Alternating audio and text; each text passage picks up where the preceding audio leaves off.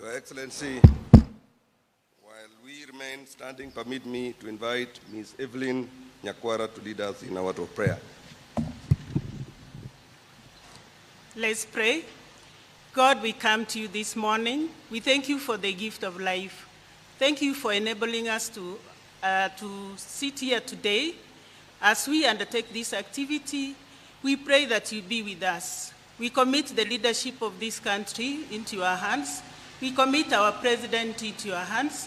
We pray that you be with us and all that is planned for this day, Father, you make it a success, for we have prayed, believing and trusting in Jesus' name.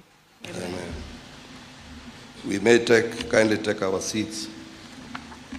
Your Excellency, the President, Your Excellency, the Deputy President, Your Excellency, the Prime Cabinet Secretary, the leadership of the National Assembly and the Senate, all members of Cabinet present, the Governor of Nairobi, who is here on behalf of the Council of Governors, honored guests, distinguished ladies and gentlemen.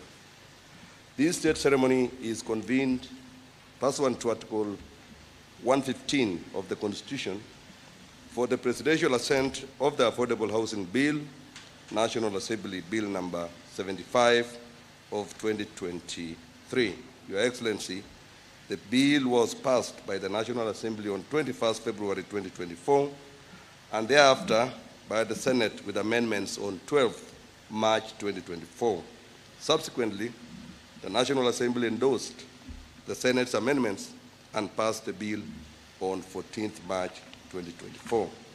Your Excellency, with both houses of Parliament having discharged their law-making mandate, Your Excellency, as the head of state and government, is most graciously invited to exercise your presidential prerogative as vested in you by Article 115 of the Constitution to assent to the Affordable Housing Law.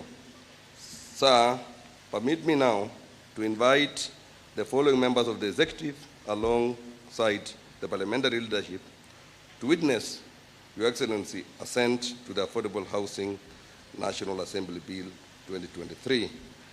Your Excellency, let me invite His Excellency the Deputy President to move forward, followed by the Honorable Attorney General, who is not there, the Prime Cabinet Secretary to move forward, the Cabinet Secretary for Lands, Public Works, Housing, and Urban Development,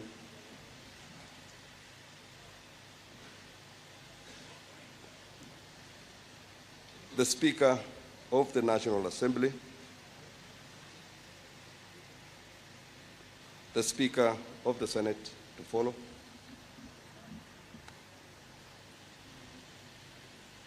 the Governor of Nairobi County, the leader of the majority party in the National Assembly, followed by the majority leader in the Senate,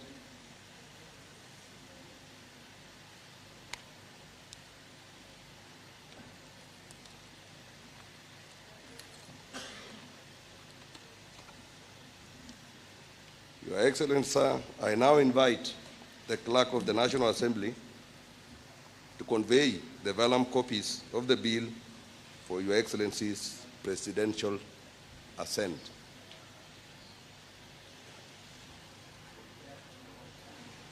Yeah. Okay, let me also invite the Chair of Finance Committee and the Chair of Housing Committee and the Senate, both committees. Senate. Sorry.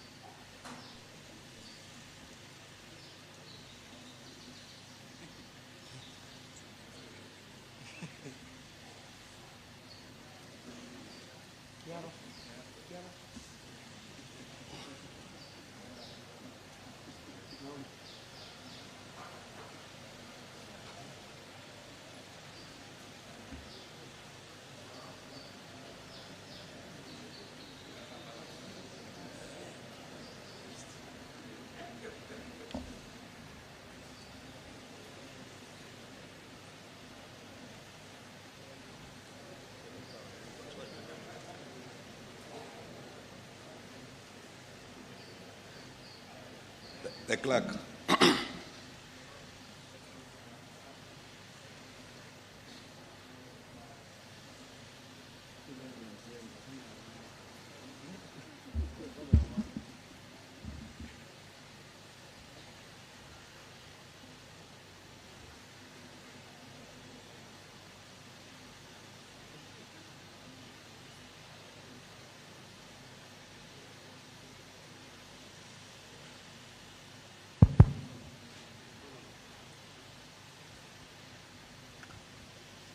Your Excellency, I have the instructions, the consent of the Speakers of Houses of Parliament to place before you the vellum copies of the Affordable Housing Bill 2023. This bill, Your Excellency, was published on the 4th of December in the name of the member for Kikuyu and the leader of Majority Party in the National Assembly. It was read the first time and referred to the Committees of Finance and Housing of the National Assembly, chaired by the member for Emuru Adikil and the member for Molo. The committees, Your Excellency, undertook public participation on the bills using the 4 options that are there in the standing orders, by going throughout the country to undertake public participation in not less than 19 counties. And then thereafter, Your Excellency, the committees also engaged stakeholders and experts. The option of public participation by way of memoranda was stayed by courts for some time, but thereafter it was lifted. That's why the committees decided to take the option of going out of the country, going around the country, and engaging members of public in that manner. The result, Your Excellency, are amendments that informed the bill, largely coming from the members of public and the experts in the field. Then thereafter, Your Excellency, when the bill was considered a second reading, amendments were inserted, largely coming from the public. The bill was sent to the Senate. The Senate, Your Excellency, in the Senate, the bill was sponsored by the Senator for Kericho and the Senate Majority Leader, Your Excellency. The bill, Your Excellency, was referred to the Housing Committee, chaired by the Senator for Kiambu County. The Senate was able to look at the bill with the lens of our counties. Therefore, the Senate introduced amendments which are also accepted by the National Assembly. In a nutshell, Your Excellency, this bill provides a framework for implementation of the affordable housing program. It creates a board for purposes of administering the affordable housing programs. That board, Your Excellency, is mandated to undertake certain things in law. The bill also establishes 4 components of affordable housing, including the social housing unit, which is for persons who are earning less than 20,000 per month. The middle class, which is for persons who are earning between above 49,000, and the general affordable housing for persons who are earning between 20,000 and 149,000, Your Excellency. And finally, there's a rural housing, which is housing at places outside the urban areas, Your Excellency. The bill also has institution housing component, Your Excellency. This bill is also giving some tax reliefs, especially to the informal sector and to persons who subscribe to the affordable housing scheme. The rate remains at 15% for employee and 15% for the employer. Oh, sorry, 1.5, Your Excellency, 1.5%. 1.5%, Your Excellency, both for the employee and for the employer. Your Excellency, the bill identifies 8 agencies for purposes of implementing affordable housing, including the Ministry responsible for housing, the National Construction Authority, the NHC, as we know it today, our county governments, and private entities, as may be approved by the board.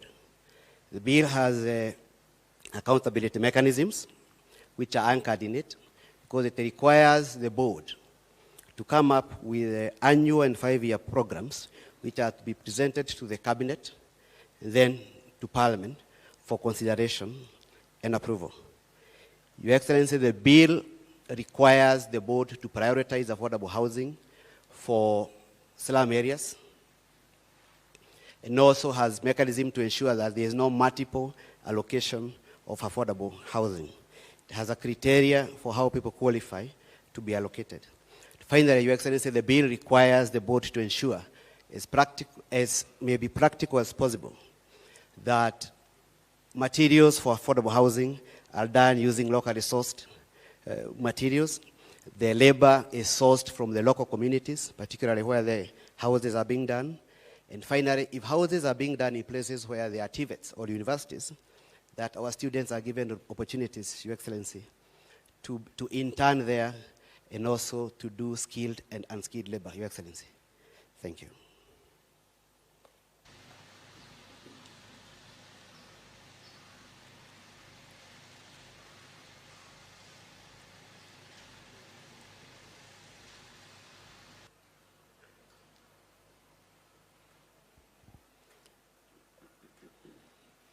So the vellum copies are in 6, Your Excellency, so that after assent, the bill provides the dates of commencement.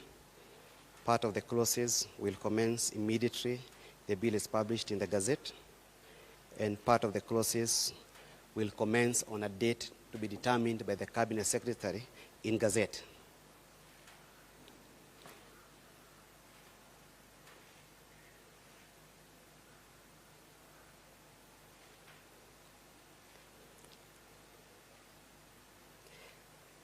It is a long bill, Your Excellency, with 61 clauses.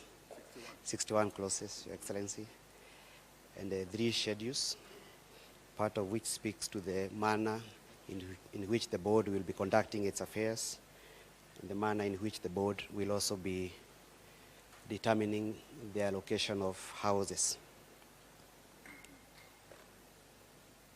It is envisaged, Your Excellency, that some regulations will also be promulgated by the Cabinet Secretary upon assent and commencement of this bill.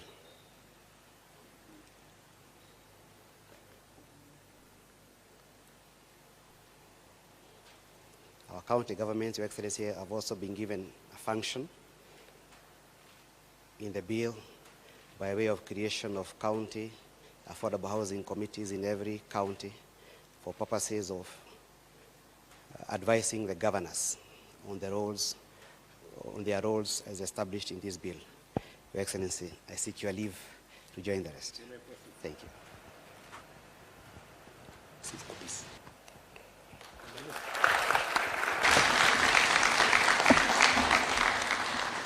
Your Excellency, permit me now to invite you to affix the public seal of the Republic of Kenya on the statute pursuant to Article 135 of the Constitution, which requires every presidential action to be under the hand and seal of the President. Permit me also to invite the 6 designated artisans to join His Excellency, the President, as he affixes the public seal.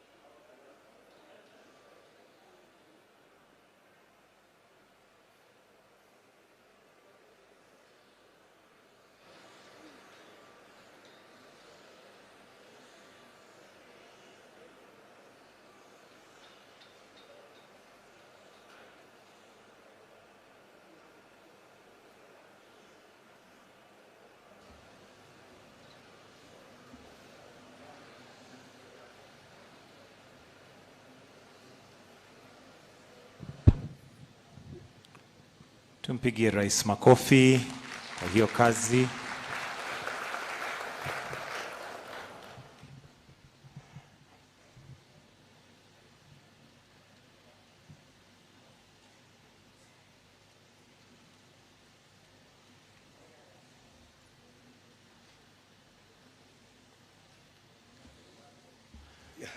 One more round of applause, please. I would now request all of us to retreat to our seat except the CS Lands and the Attorney General and 2 designated witnesses. The rest of us, let us have our seats.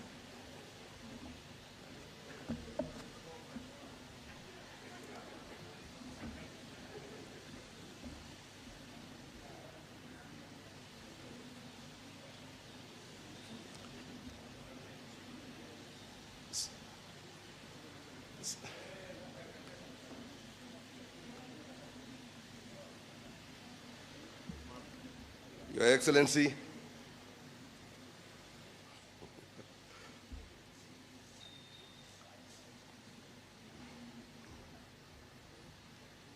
it's okay.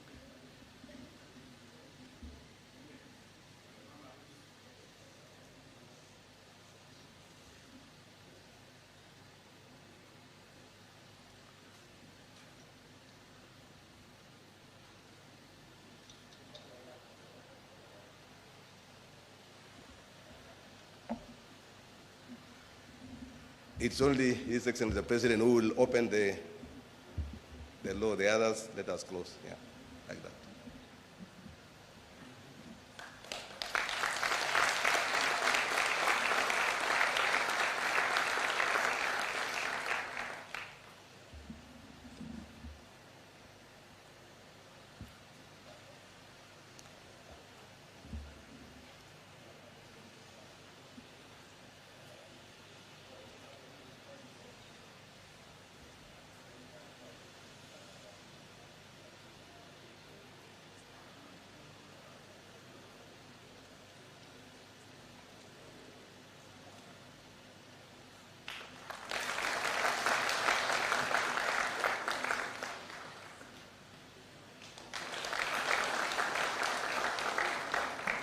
Thank you, Excellency. You can now retreat take your seat. Let me now invite the Cabinet Secretary for Lands, Public Works, Housing and Urban Development to progress the day's program.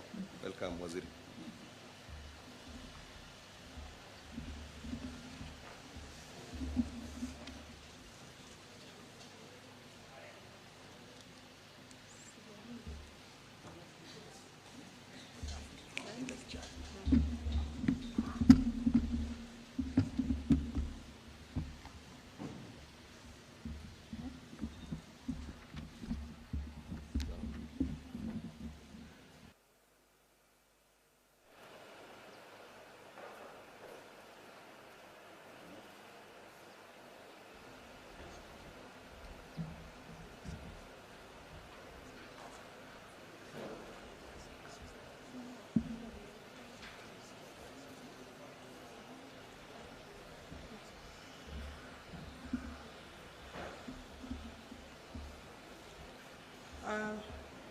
Your Excellency, the President of the Republic of Kenya, Your Excellency, the Deputy President, the Prime Cabinet Secretary, the Speakers of both assemblies, National Assembly and the Senate, who are here, the leaders of majority, Honorable Ichung'wa and Senator Cheriot, Your Excellency, the Attorney General is with us here, very senior members of the executive, the chairs of the committees that have facilitated us, the Principal Secretary for Housing, Bwana, the Principal Secretary Lads, Principal Secretary Treasury, standing in for CS Treasury, and also on his own behalf, the Attorney General of the Republic of Kenya,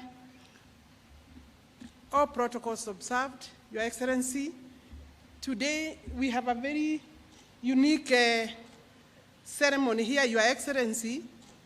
today, the 19th of March, 2024, is a very momentous day for us, a very major milestone achieved by the Ministry of Lands, Public Works, Housing and Urban Development, the State Department of Housing and Urban Development, Your Excellency, has received a lot of support from the National Assembly, from Treasury, and from other stakeholders. Your Excellency, allow me to recognize the role the House of Parliament has taken and made in this particular achievement. Your Excellency, the chairs, various chairs of the National Assembly, that is the Housing Committee led by Kimani Kuria, the Housing Committee, Finance Committee led by Honorable Kuria, the House Committee on Housing, Jonathan Ngeno. They took us through a very laborious exercise to explain this bill. Of course, Your Excellency, we have come a long way, starting from the Finance Act and various sections that were taken out by the judiciary. Your Excellency, since that day, we have not rested as a ministry.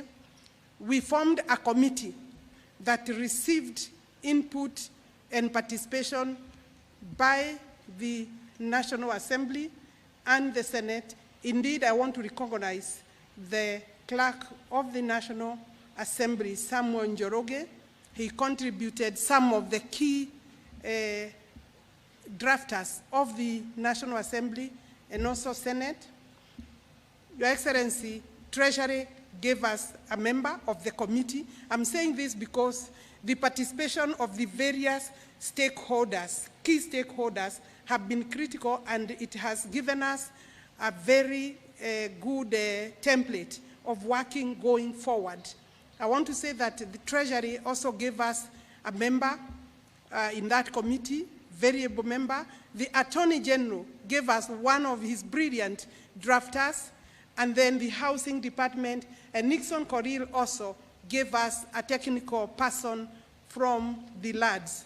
Your Excellency, in 5 days, we were able to come up with this bill.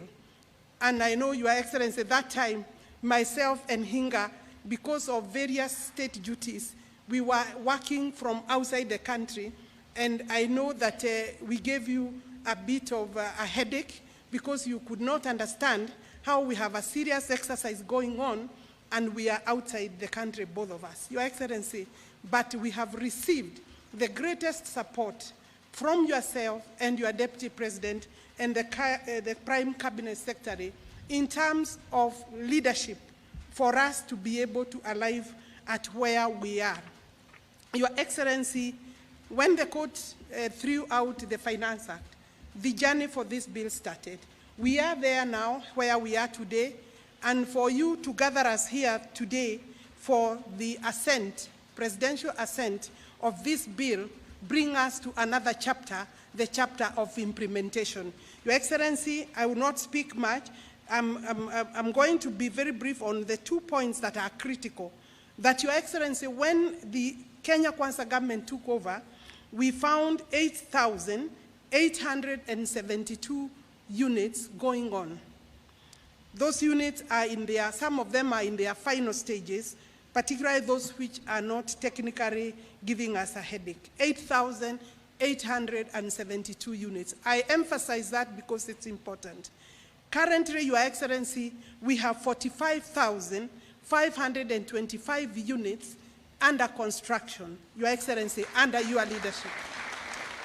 We have already advertised for contracting purposes and tendering 48,988 units, which we should be taking off by way of signing the contracts in the next 1 month, possibly 1 month, a further 48,000. That will bring us to a total of 103,385 housing units, both affordable, social, affordable, and market rate houses. Your Excellency, you have guided, including the sizes of these units. The designs that the people are seeing out there have received a lot of your contribution.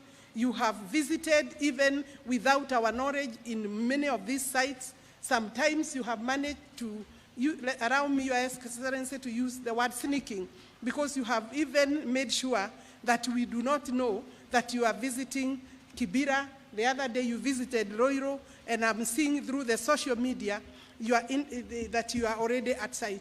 Your Excellency, my ministry is most grateful because of the leadership, the support, the critical input that you have made for us to succeed. Right now, Your Excellency, we have over 120,000 young men and women working in these sites. We anticipate, Your Excellency, that by the time the balance of 48,000 units is put in place, Your Excellency, we should be having close to 300,000 young men and women working at our sites. So by signing this bill, assenting to this bill today, Your Excellency, you have opened doors for low-income earners to start earning. Our minimum wage, Your Excellency, is 600 shillings for the casual workers, and the artisans and others are earning between 1,000 and 2,000 per day. Your Excellency, every site has several women working because we have taken care of the gender card. Your Excellency, with this project, we have also developed markets around the affordable housing. The ESP markets have been redesigned to cater for the extra population that have come. In every project, Your Excellency, we have to address the education infrastructure around the projects. That is to say, with this fund, Your Excellency, we have opened new doors, new opportunities, and new hope for Kenyans. And we are happy that, Your Excellency, notwithstanding the opposition, you have refused to give in to opposition, to negative approach against this bill. And with that, Your Excellency, I want to allow me to call the Cabinet Secretary to say a few words before we can come here, and he will call His Excellency, the Deputy President. These are some of our greatest supporters, Your Excellency. We do this part first. Thank you. Thank you, Your Excellency. With your guidance, then, Your Excellency, I want to call you to stage. You will be moderated with your permission, Your Excellency. PS Hinga will moderate that session. I don't know, I cannot see him. Today he's allowed to sweat, Your Excellency, because this man has been on sites every day, in sites every day. I remember you asking me whether I have the right shoes, Your Excellency. We have climbed the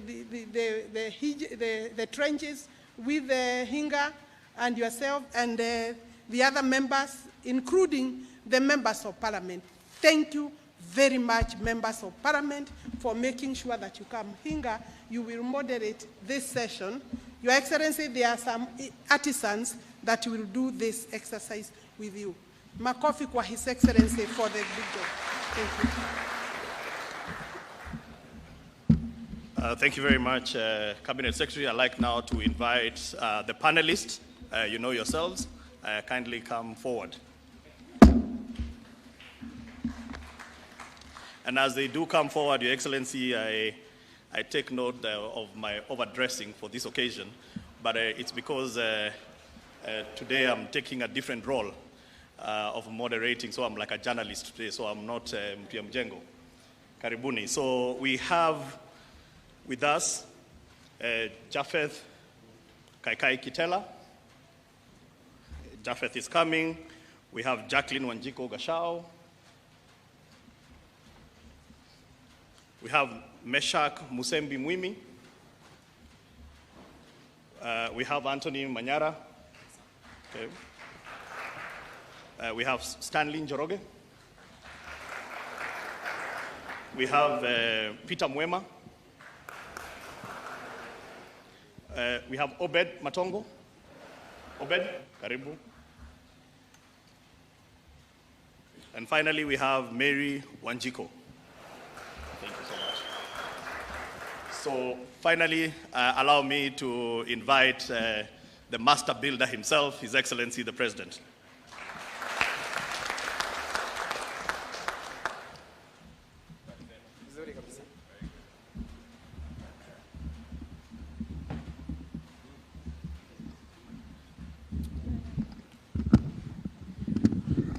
Thank you very much, Your Excellency. This is a conversation that you're going to have with the people that represent a constituent that is very close and dear to your heart. This program is not about brick and mortars. This program is about faces, people that only look up to you as their hope. Because this country, the existential problem that we have is lack of jobs. And so, Your Excellency, as you converse with them, I want to give them the first opportunity to introduce themselves. And I want to start with Japheth Kaikai Kitela. Japheth Kaikai Kitela is a food vendor at Kibra site. He has formed a group of Kibera disabled people, and they are making food and serving the construction workers. These jobs, Your Excellency, are not just the direct jobs on site. There are so many other jobs that are being created outside those sites. And lastly, Japheth is one of the people who are going to be the beneficiaries of those homes that are being built. So not only is he serving the people, but he's also watching and making sure that they are on time, because he can't wait to occupy his decent unit. Japheth, karibu, and give us just some opening remarks and your own journey.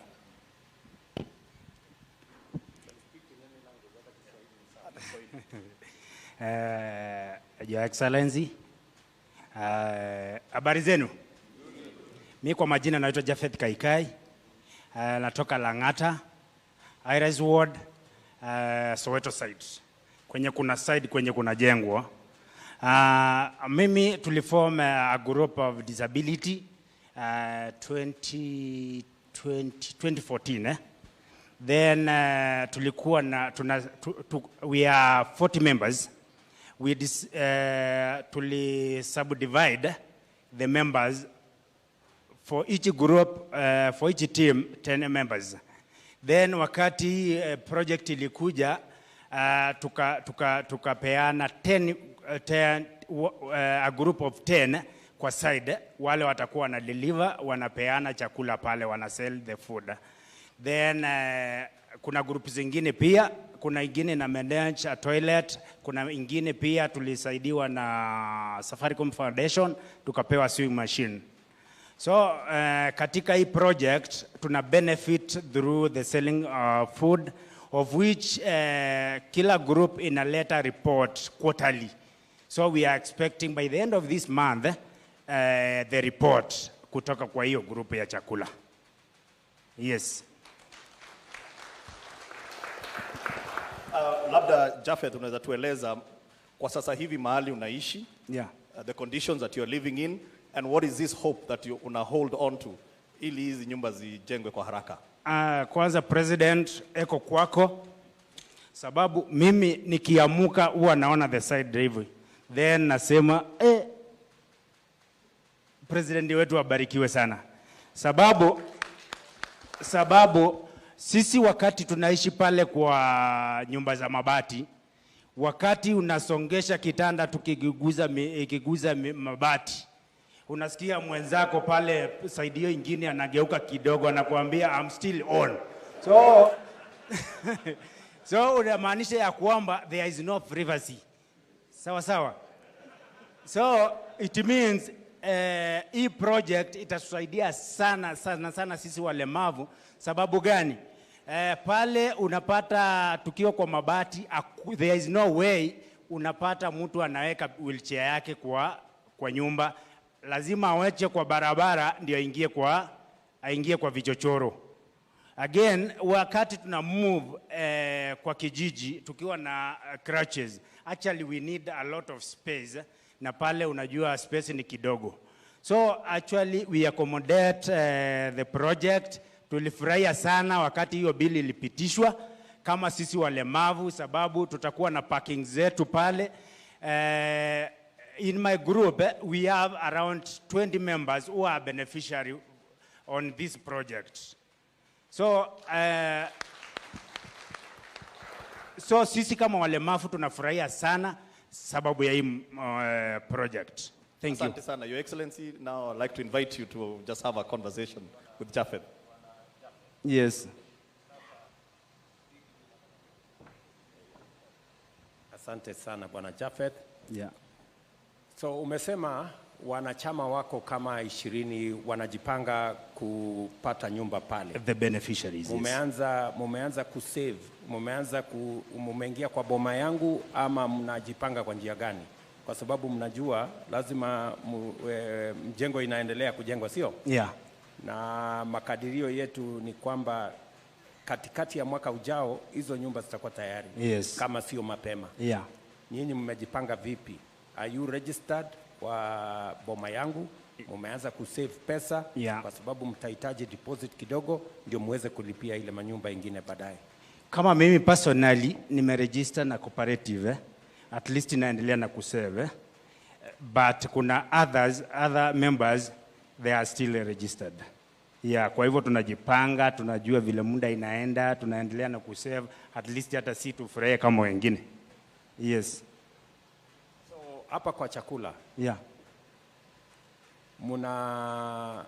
Mnalipwa baada ya siku ngapi? Mnalipwa kila siku ama mnalipwa baada ya muda? Tunalipwa after 2 weeks. Tuna deliver the services, then after 2 weeks tunalipwa. Yes. Bado kuna mtu wako na deni yenu sasa kule? Najua sisi kama wa Kenya ni lazima pia kukue na baadhi yetu wako na madeni. So sitaki kuingilia sana ujuzi wetu, lakini kuna baadhi wako na deni, lakini najua watasort out. Sababu sisi ni walemavu, najua ni mbaya sana mtu kukimbia na pesa yetu. So una imani watalipa? Yes, niko na imani sana. Bas, wale wenye mko na madeni mnatusikiza, tafadhali muweze kulipa madeni yenu. Kakai na wenzake hawataki maneno, hawataki matata. Ni kweli. So asante sana. Thank you so much. Asante sana, Japheth. We'll come back to you. Your Excellency, the second person that you're going to have an interaction with is Jacqueline Wanjiko Gashao. Jacqueline Wanjiko Gashao is an electrician at our Roiro site. Your Excellency, she has been an electrician for a while, but one of the biggest challenges that you are also addressing is what we call recognition of prior learning. She's been an electrician through practice, but she has not been recognized anywhere. So when opportunities come up anywhere, she cannot be able to put her name because of she lacks certification. But Jacqueline now has been certified on site by NITA on grade 2 and hoping for better. Jacqueline, tell us your story. Okay, my name is Jacqueline Wanjiku Gachao and I'm currently working at Ruiru Affordable Housing. Yeah, I started working there last year, July.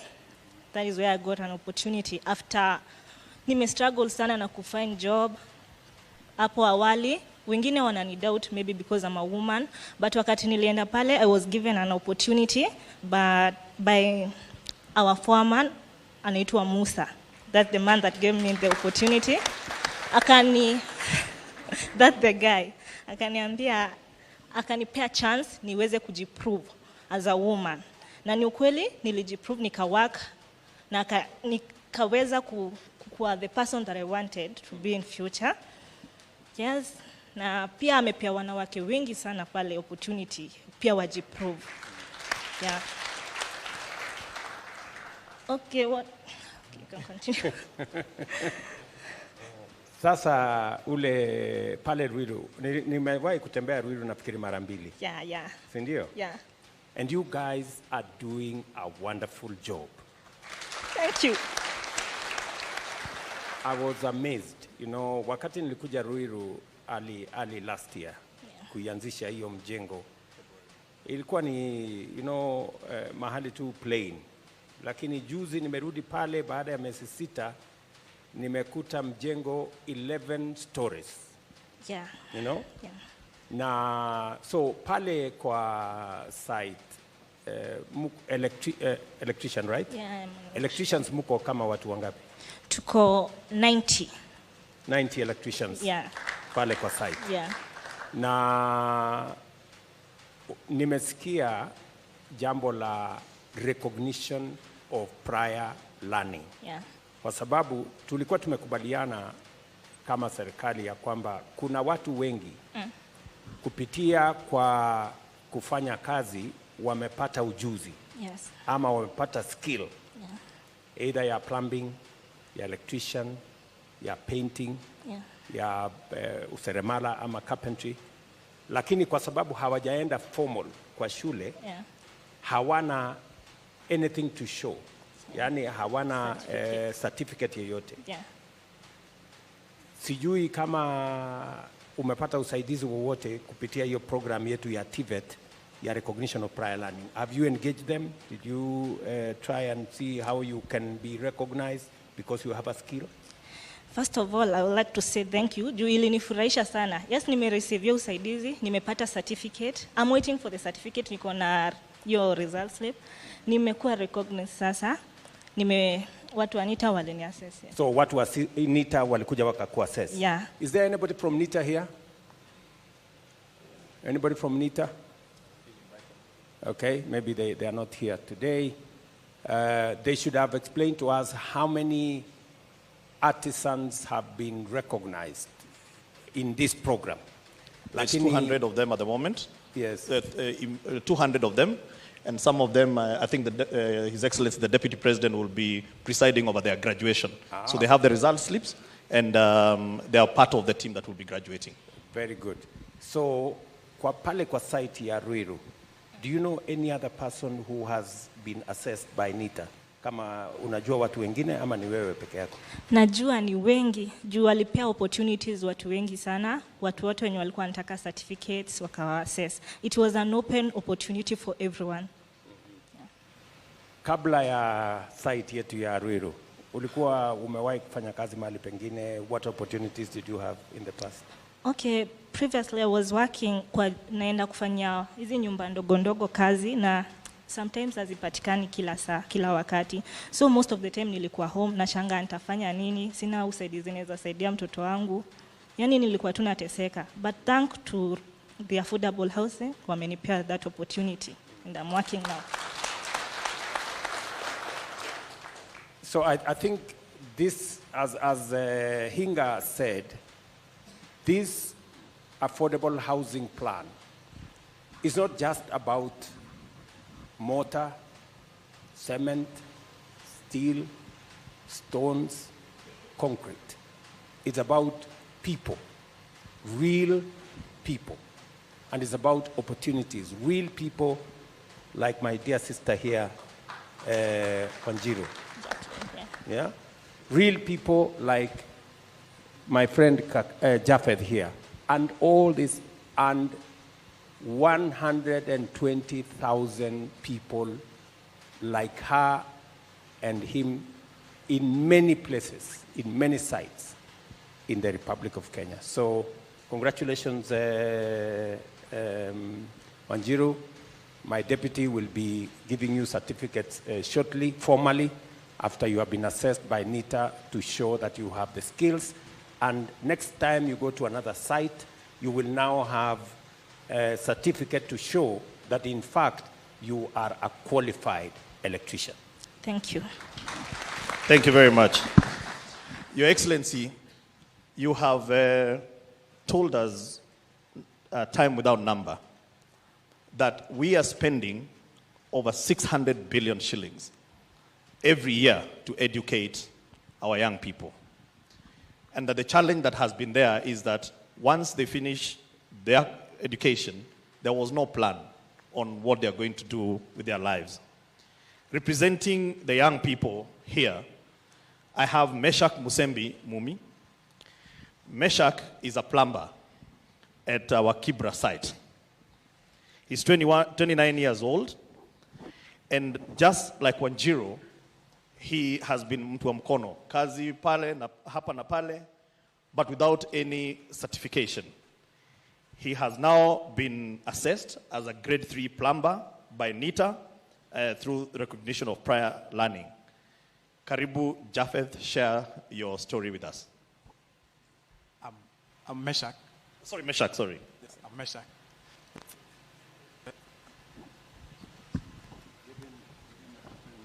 Thank you, Your Excellency.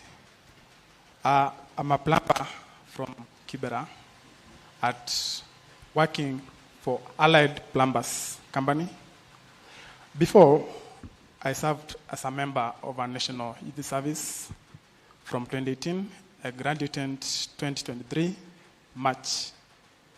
From there, a lot of challenges searching for jobs. But when affordable housing came, I had a chance to secure a job with it.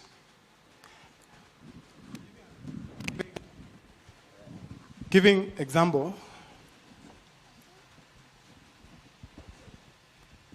giving out this example of mine, there are a lot of youths vijana pale mtaani wanasava kutafuta job. Na wakati hii affordable housing ilikuja, ilisaidia baadhi yetu. Huwezi pata kijana ametoka mtaa, ameenda kukaa hivyo bure, lakini saa ile wakati pale site akona chance ya kufanya job. For me, I can say that it's a chance that made me to be who I am. I'm a recognized plumber. When NITA came in, they did the assessment and I was assessed. They have called us recently telling us that there will be graduation this coming Friday, whereby we are supposed to go and get our certificates. Before, I went to Eldoret National Polytechnic, where I did craft certificate in plumbing. So when NITA came in, they did an advantage to me. Yes. Thank you very much, Meshach. So, unafanya kazi pale Kibra? Yes, I'm at Kibra. Nilikuwa pale juzi. Yes. Na naona mumesukuma kusukuma. Kabisa. Yeah? Yeah. Hiyo site yenu mko plumbers wengi, kuna carpenters, ndio, kuna electricians, yes, kuna masons, yes, pale. Still fixers. Na kila mtu yeah. Na steel fixers Yes. Ama umesema? Yes, steel fixers. Wako pale. Kabisa. So nakuuliza Meshach. Yes, sir. Kwa sababu program hii ya affordable housing pia inakupatia nafasi ya ajira, lakini vile vile unajua pale tunajenga social houses. Sijui kama umepata kuelezwa hiyo social houses na vile unaweza wewe kama plumber ukasave pesa, hiyo nyumba ikiwa tayari wewe pia unaweza kununua. Uko na hiyo habari? Yes, iko. Yeah. Are you doing something about it? Yes, we're planning and we have started doing it as the plumbers on site already. Yes. Yeah. So you're planning to be part of the people who will occupy those houses? Those houses that are Just there. so that I explain to you that because housing for a very long time was about big people, people who can afford, people who have big jobs, or so they think. But this time round, we said, in the building of houses, we want to make sure that we are sensitive to the strata of our society. That the people at the bottom, yes, yule mtu wa kawaida pale chini, ambaye hakuwa na matumaini hata siku moja kuweza kuwa home owner, mwenye nyumba. Wengi wamezoea pengine uko unalipa rent kwa nyumba ya mabati vile kakai anasema, pale choo ni shida, maji ni shida, barabara ni shida, hata stima kuunganisha ni ile ya si mnajua vile inafanyika hiyo maneno hiyo. So na saa zingine inatupatia matatizo, inalete madhara. Lakini sasa tumeamua ya kwamba pale kutapatikana na nyumba, unalipa rent mahali unaishi mesha kama shilingi ngapi? 3,000 mahali unaishi saa hii. Yes sir. Si ndio? Yes sir. Sasa kwa hii mpango itawezekana hiyo 3,000 unalipa rent kwa nyumba ya mtu, utalipa 3,000 lakini itakuwa nyumba ambayo ni yako. That is the difference we are making. Yes sir. Tunaelewana? Unaelewa hivyo? Yes. Na ndio mpango yetu ni kusema, ukisikia waziri amesema kuna categories karibu 3 ya ujenzi wa kuna social houses ambaye mortgage yake itakuwa 3,200 na mortgage 3%. Mortgage yake ni 3%, na tunatumia hii fund kusubsidize ndio mortgage yako ikuje 3%. Tutakuwa na mortgage ya 6% kwa wale watu wa affordable housing, na mortgage ya 9% kwa wale watu wa market rate. Saa hii mortgage katika taifa letu la Kenya iko 18-20%. Lakini through this program, kupitia kwa mpango huu, ndio tutaweza to create more home owners by making it realistic and possible kwa watu kama wewe Meshak kupata uwezo wa kulipa shilingi 3,000, na ni kwa sababu tumeondoa mambo mengi kwa program ya affordable housing. Tumeleta ardhi kama serikali, tumeleta services kama serikali, tumeleta design kama serikali. Ile pesa nyingi ilikuwa inatumika kulipa ardhi, kulipa services, sasa tumeichukua kama serikali ndio tuweze kufikisha home ownership kwa Wakenya wengi zaidi kama vile Meshak na wale wote wameketi hapa. Na vile vile watu wengi wanatuambia pengine tunachukua pesa alafu tunasaidia watu kategori moja. The good news is this: 20% of the housing units will be social houses. 50% will be affordable houses. That means the people who are who earn 20,000 and above, they will have a 50% chance to own houses in our affordable housing program. And 30% will be the people in the middle class or the people further up the ladder. So in this affordable housing program, there is a chance for every Kenyan. Those who want bigger houses will have an opportunity to get it. Those who want affordable houses will have an opportunity to get it. And those who want social houses will have an opportunity to get it. Many people have been asking us, what happened to your mama mboga? What happened to your boda boda? I want to tell them, our boda boda and our mama mboga are family in our equation. This program will make it possible for a mama mboga who today pays rent at 3,000 to pay 3,000 and own a home in Kenya. It will give a chance to a boda guy and every hustler in Kenya who today lives in a shack that has no water, that has no electricity, that has no access, that has no sanitation. It's going to dignify their lives, and they too, like the rest of society, can own a home. And that is why I'm very happy Meshak is part of our plan as a simple plumber, that he also is looking forward to owning a home in a decent place like all other Kenyans. So Meshak, mimi naamini ya kwamba utajipanga na hiyo maneno. Tuko sawa kabisa Tuko imara. Usini let down please. Hatuwezi. Hatuwezi. Wewe pesa usichukue yote, una save kila siku. Kwa hiyo 1,000 unalipwa, nafikiri 1,000 na kitu hapo. Kwa hiyo 1,000 unalipwa, chukua 100 weka kwa boma yangu. Ndio. Pale mbele nitakusote. Asante. Sawa? Asante. Very good.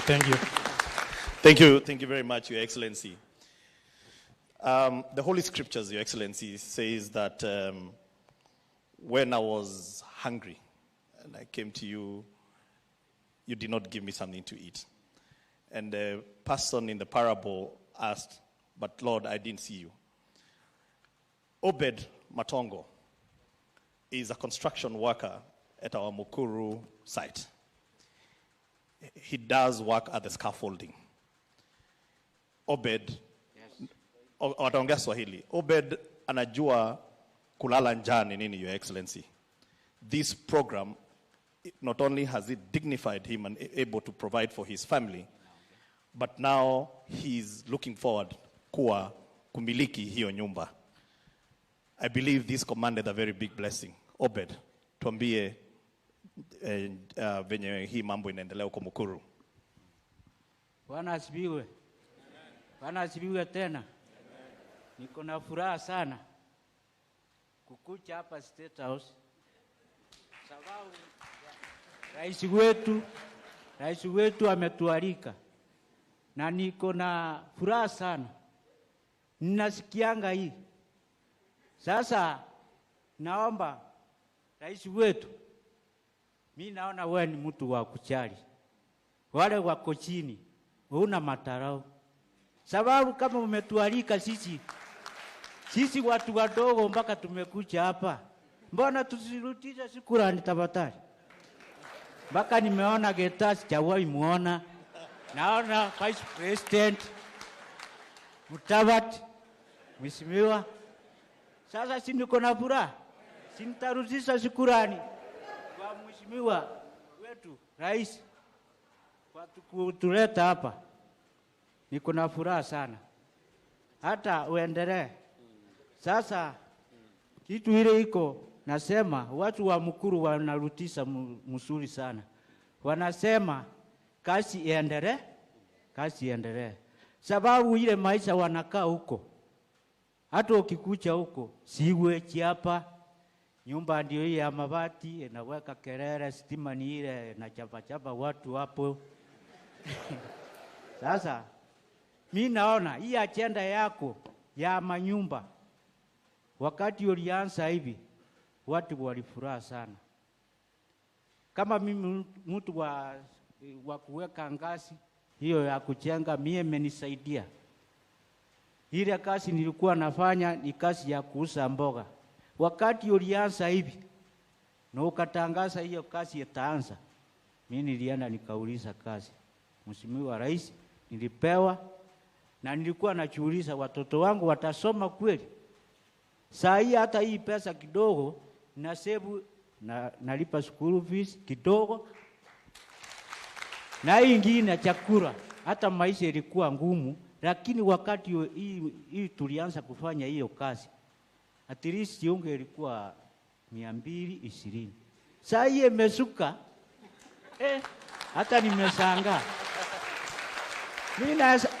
Mimi naweza kununua saa hii najiuliza, naweza kununua unga kwa ni 50.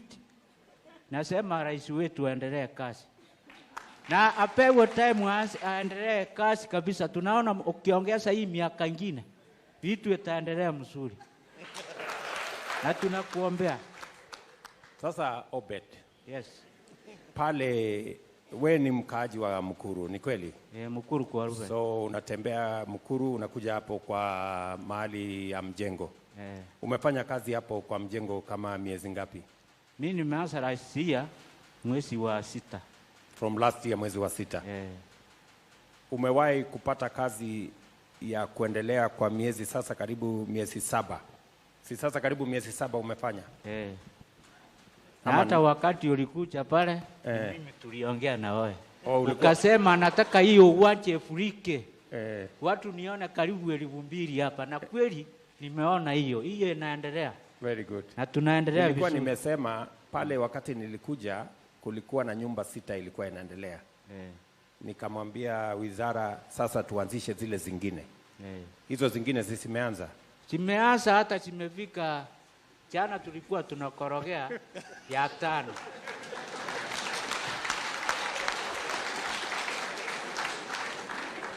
Zile zingine zimeanza. So na watu wa kufanya kazi pale wameongezeka. Wameongezeka, wako wengi. Yeah. Zaidi hata ukikuja huko. Hiyo uwanja imefurika.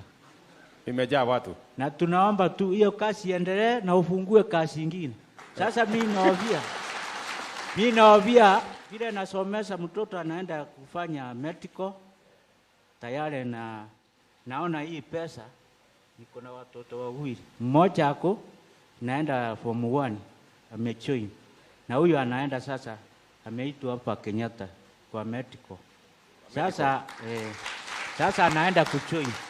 Hajaitwa lakini ataitwa.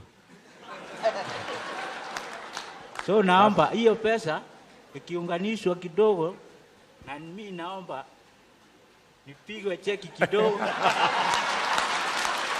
Itaendelea, nitashukuru.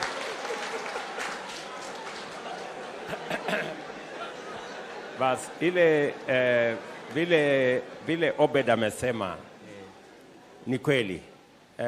Kwa sababu umesikia vile waziri amesema.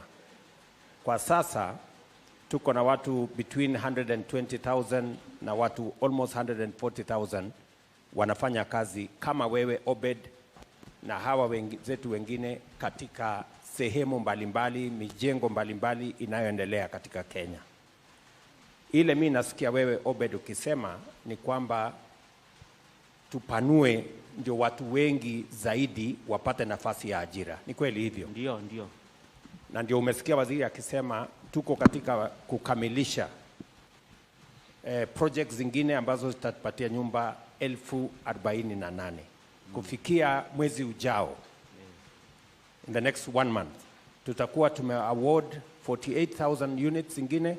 Sasa tutakuwa na manyumba 100,000 ambayo itakuwa inajengwa katika taifa letu la Kenya in the next 1 month. Na tukiongeza hizo manyumba pia tunaongeza wale wanafanya kazi pale.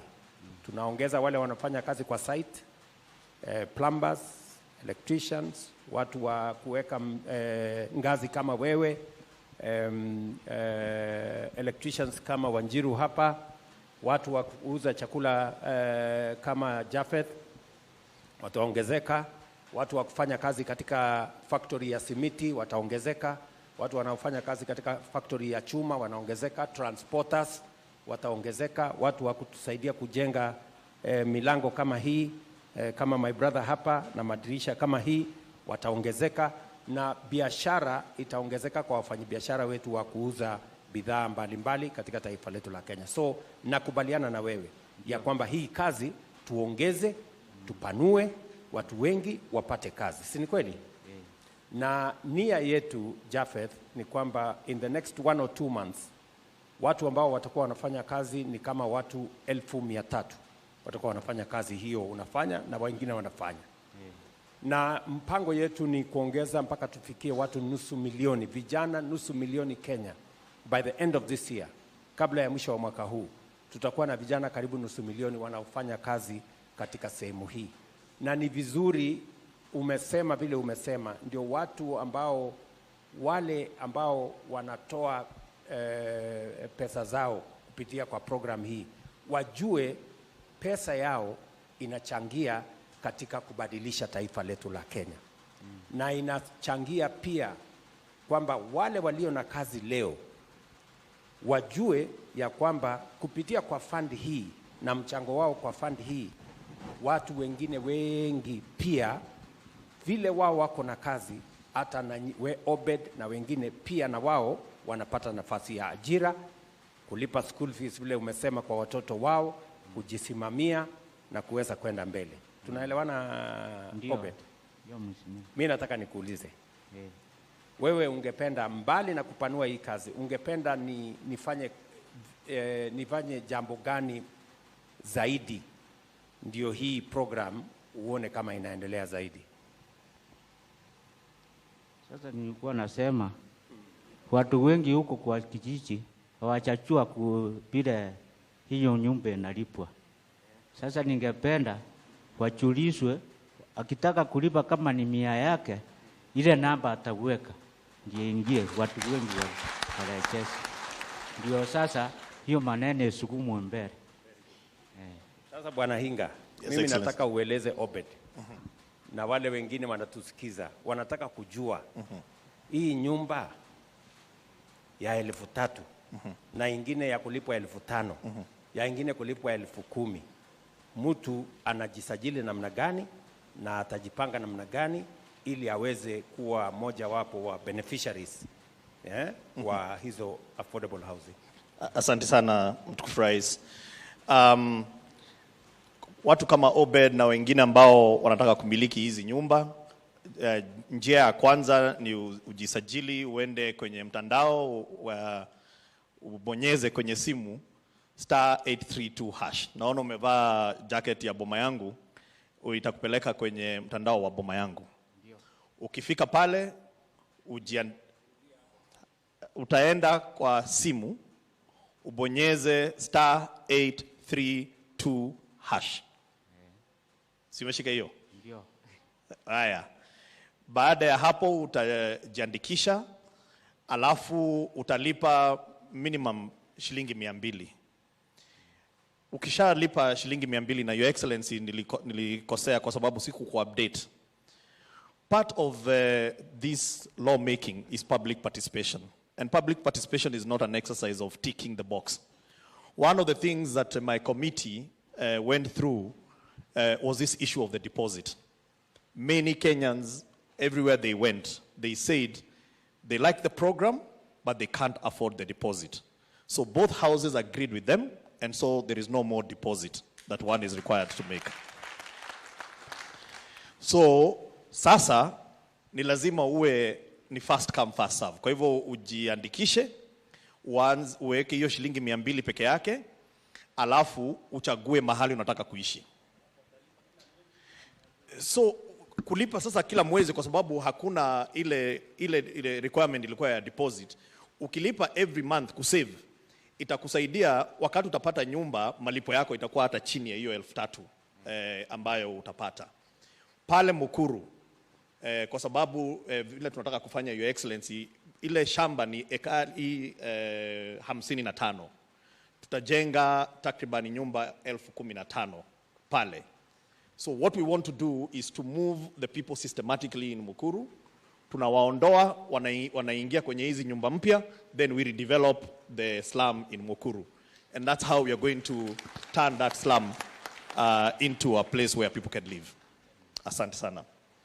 So umeelewa Obed kwamba na ni vizuri tueleze Wakenya wale wengine wote, and maybe it is an opportunity for me to ask either the chair or a member of the committee to speak to the issue of the deposit. What was your feel? What did the people say? Maybe one of you. Your Excellency, Asante.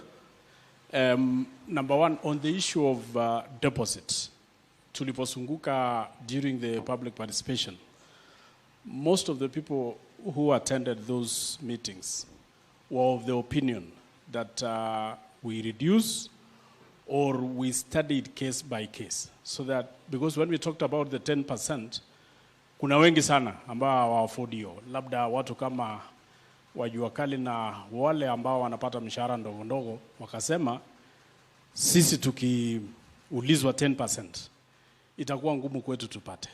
So we agreed with them that we will look at it case by case. Kama wale ambao wako na mshahara mzuri wanaweza deposit 10%. Wale wako na kidogo hapo 5%. Wale hawana, we also agreed that waongee na wale ambao watakuwa wanauzia so that we don't lock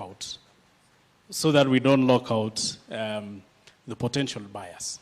That is actually what we agreed, Your Excellency. Thank you. Thank you. Yes, Chair of Finance. Nafikiri wanasema usimame hapo. Nafikiri cameras sijui ziko wapi, lakini I thought there are cameras all over. Your Excellency, also in addition, members of the public told us that the marginalized people living with disabilities, youth and women will be disadvantaged if you follow that process. And so we incorporated a section of the bill now law that gave preference to women, youth, and persons living with disabilities. Juu ya hayo, Your Excellency, Kenyans were worried ya kwamba wabwanyenye wataweza kununua hiyo nyumba zote wakuwe zao alafu waweze kuziuza back into the market kwa bei ambayo iko juu kwa sababu iko affordable. Na kwa hivyo tukaongezea kipengele kingine ya kusema 1 KRA pin, 1 house. Kwa hivyo utaweza kuchukua zaidi ya nyumba moja. Na juu ya hayo, pia Senate wakamake amendment ambao tulikubaliana nayo kama National Assembly ya kwamba hautaweza kuuza hiyo nyumba even after buying it. So that this prevents people, wale ambao wanaweza enda kwa kijiji wachukue watu wa bodaboda na wengine wachukue pin certificate zao, wanunue nyumba alafu waweze kutransfer back to themselves. Thank you, Your Excellency. Okay, so nafikiri tumeanza sasa kunyorosha maneno na mimi nataka nishukuru bunge. Hold on Karongo. Tumeanza kunyorosha maneno na ni vizuri and hata vile mahakama walisema turudie hii maneno walifanya vizuri. Kwa sababu walituambia turudi tupige msasa hii sheria vizuri. Sasa hiyo sheria tumeinyorosha kabisa. Na hata imetusaidia. Kuna watu walikuwa wamewachwa nje. Hawakuwa wanalipa hii sasa pesa imeongezeka zaidi. So tunashukuru mahakama wametusaidia kutuongezea pesa ya affordable housing. Na vile hawa viongozi wamesema kutoka bunge, ile public participation, vile PS amesema, public participation is not a sterile provision in the Constitution. It is a meaningful insertion to bring the views, the understanding, the ideas, and the suggestions of people, Kenyans, to speak life and to breathe into legislation, regulation, policy, and other government programs in a very substantive and meaningful way.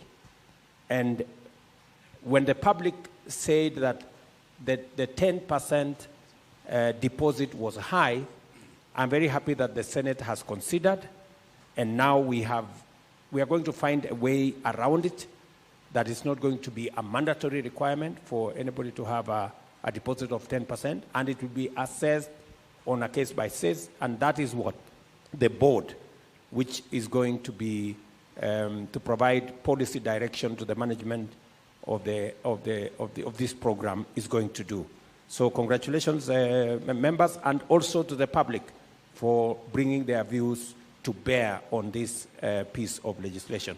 Karungu, maybe you can finally say something as the chair of housing in Senate. Thank you very much, Your Excellency. At the Senate, we listened to the public. Na walikuja wakasema, kuna wale hawataki kuishi town. Wanataka warudi mashambani, ndio wakalime. Wako na ardhi, wako na title. Wakaomba serikali badala kuwajengea town, inaweza kuja pale mashinani, iwajengee kanyumba mzuri pale na walipe polepole. Tukakubalia hiyo na iko katika sheria. Tuka-introduce kitu inaitwa Rural Affordable Housing. Watalipa kupitia mortgage scheme na kila mtu atapata nyumba yake. Ndio pia watu wote wasikuje town, hata wakulima wabaki wakiwa na nyumba mzuri. Asante sana Rais. Thank you very much. Let's proceed.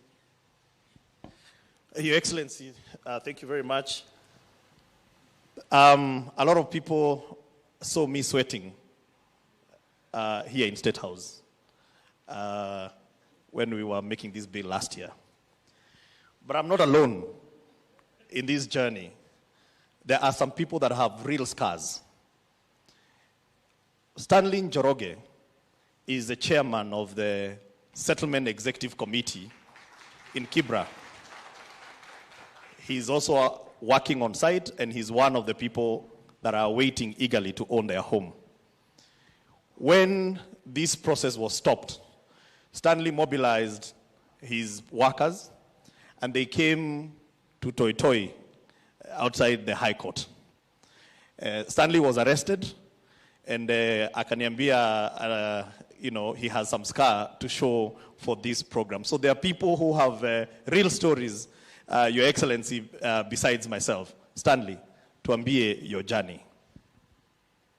Your Excellency, nashukuru sana. Kwa majina ni Stanley, the chair wa settlement venye umeambiwa. Na mimi mwenyewe, mimi ndio the real person mwenye naweza sema nimefeel kitu yenye imechange mtaa yetu. It is so shameful mimi kuangalia mzee akipinga kitu yenye inaweza saidia mama pale chini, inasaidia watoto pale chini na maisha yetu haswa. Mimi hapo awali na bado hata sasa tunaendelea na hiki kitu ni venye bado nyumba zetu hazijaisha.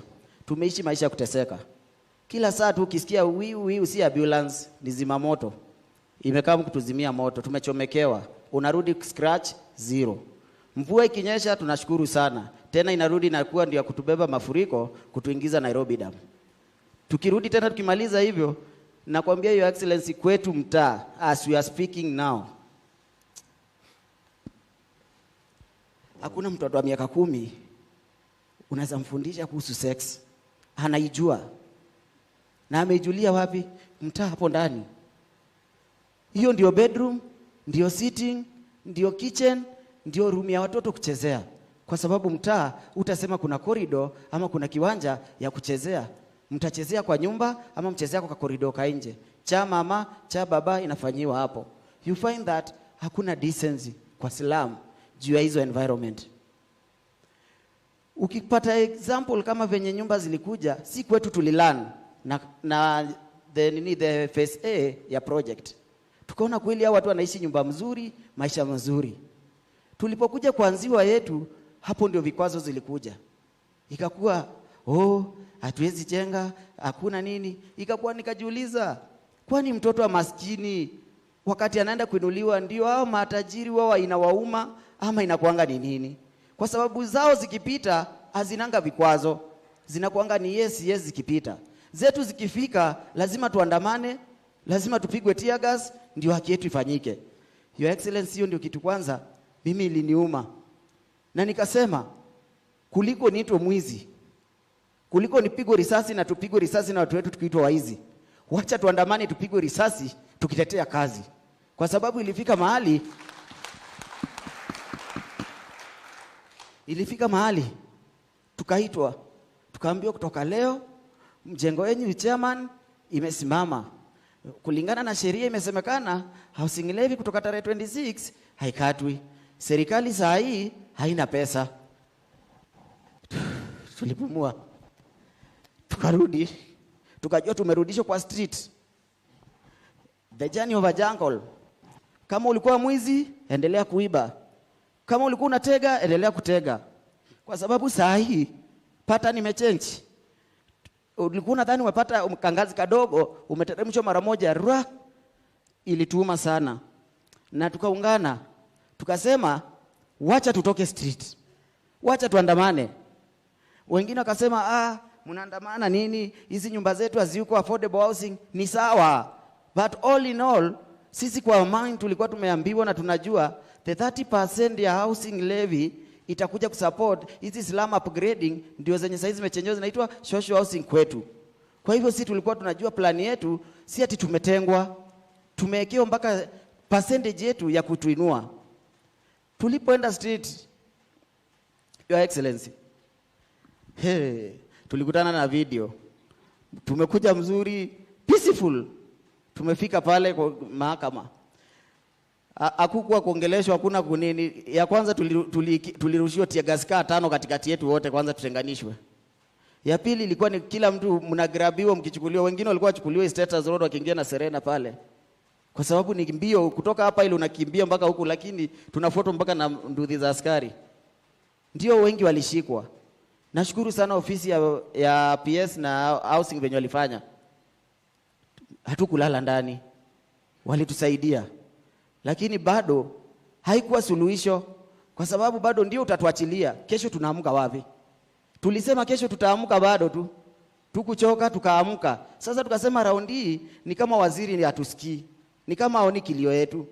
Tulienda kwa waziri sasa, tukamwambia sisi waziri, leo ni either tupate kazi ama mtoke kwa ofisi. Hizi ofisi tunaona ni mingi, hata sisi si ati tuliandikiwa kuanga watu wa mjengo, tumesoma. Ni venye chance hatujapata, tumeamua kutumia hii chance yenye president ametuletea tujisaidie.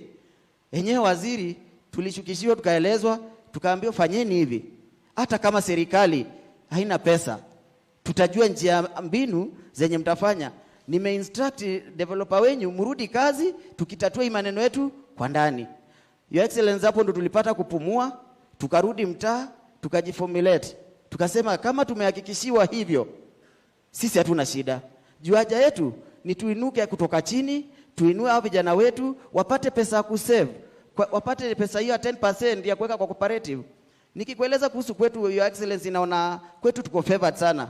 Na tuko favored kwa sababu hii ndio mradi yetu malilianzia hapo Kibera. Kwa hivyo sisi tuko na advantage kidogo kwa sababu kuna watu wa kuamini mradi inaweza kuwa. Lazima wakuje waamini kutoka mtaa yetu. Ilipofika kwa hiyo yetu cooperative, Your Excellency, sisi tumejikusanya chini. Hizo sekta A, B, C na D ziko na cooperative zao. Wanajiwekea pesa yao. Saa hii tunaongea cooperative zimeweka kama zone B tumeregister 2118 already wenye wameregister cooperative. And as a chair, nimewaambia endeleeni kuregister wote. After all, tukishamaliza kufika hiyo target, nyumba zetu tunapewa wenye walirelocatiwa ndio wanarudishwa hapo kama first priority, tupate nyumba zetu. Ndio at least hiyo maisha yenye tulikuwa nasema ati tunateseka, turudi kwetu. Ile rent tulikuwa nalipa pale ya 2,500, 3,000, 3,500. Imagine unalipa nyumba 3,000, maji unaendea kilomita, stima ndio hiyo ya waya unalipishwa 300 kila wakati, ingine 500. Haya ndio hiyo sasa ukiangalia sewage mpaka Your Excellency nikakuja kujiuliza. Hawa na habari pia kuna venye. Unaenda unasikia news. Unasikia katika mtaa wa mabanda wa Kibera. Kitongoji duni cha Kibera. Your Excellency, tafadhalini. Tulisema hata si tunataka kubadilishiwa majina. Si mtaa wa mabanda wa Kibera, kitongoji duni, maji taka. Na imagine ukiambiwa maji taka, ndio yenyewe siweji zote za Kibera zinakuja kumalizia hapa Kibera chini kwa Nairobi Dam. So tukiitwa maji taka, tunaona ni kama tumetenganishwa class. Tukiambiwa kitongoji duni, tunaona yenyewe sisi ni wale wenye tumefinyiliwa, hatuna kitu. But Your Excellency, sisi watu wa Islam tumeamua change, watu wamesave, wamejikaza, wanajua percentage yao yetu, na ndio maana tumekuja kujua hii kitu dream ni ukweli. Hii dream ni ukweli. Na Your Excellency, wacha nikwambie, it doesn't matter how a big tree it is, it can never be called a forest. It needs other small trees to be called a forest. Nikimaanisha hivi, na maanisha hii kazi si kufanya peke yangu kama chair. Niko na kamati ya watu 17 yenye tumekuwa tukifanya hizo enumeration, tunawapanga wana relocate pande nyingine. As we are speaking now, tuko na units zinafaa zijengwe Kibera 4054. Members wetu wamekaa huko nje wanaziangalia, wengine wanafanya kazi, wasave, zikiisha hivi hao ndio wa kwanza wanaingia. So ningeomba tu kwa heshima Your Excellency, viongozi wangu wako hapa wasimame tu wa wave kwa heshima, wasiseme tu watu wangu nimewaacha. Sek wetu members tafadhali. Tafadhali members wake best. Tuwapige makofi wale members wa huyu mungwana. Asante sana. Yeah, hiyo ndio team ilifanya relocation, tukaenumerate watu wetu kama make sure ni watu wetu wa mtaa. Wakawekwa kwa data, kila mtu ako na kadi ya nyumba ya kuonyesha anangojea. Ya pili, wakaingia waka make sure watu wenye wamewekwa kwa cooperative ni wetu. That's why tukasema sisi tunangojea nyumba iishe, Your Excellency. Na ikiisha, wacha sisi tuingie nyumba yetu. Hata sisi tubadilishiwe jina. Tukiitwa jina hata utukufu ya baraka nini, tunajienjoy. Lakini kuitwa mtaa wa mabanda kitongoji duni. Asante sana. Tumpigie huyu mungwana makofi jameni. I mean, if anybody had any doubt that this housing program is about real people with real concerns, I think my good brother Stanley my good brother Stanley, has made the point. It's about people who live in squalor. I don't know how we would feel when Stanley says children in those neighborhoods cannot be taught about sex at 10, because it is something they witness every day because of how those settlements are. As a country, we must dignify every family and every Kenyan.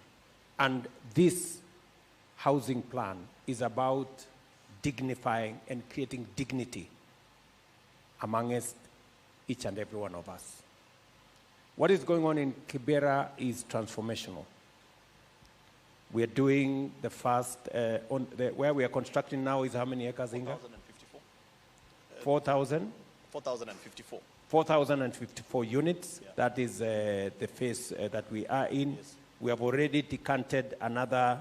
We are in the process of decanting the next phase. Next phase, which is about 22 acres. We're moving on to the 22 acres, and we want to thank Stanley and team for working with us to enumerate citizens. And it is amazing how Kenyans are cooperating. People who agree that let me move away, pay for me rent somewhere for a year so that you can build these houses here, and they know that those houses will be occupied by more people than them, but on the assurance that they will get the first priority for coming back to the houses that we are building.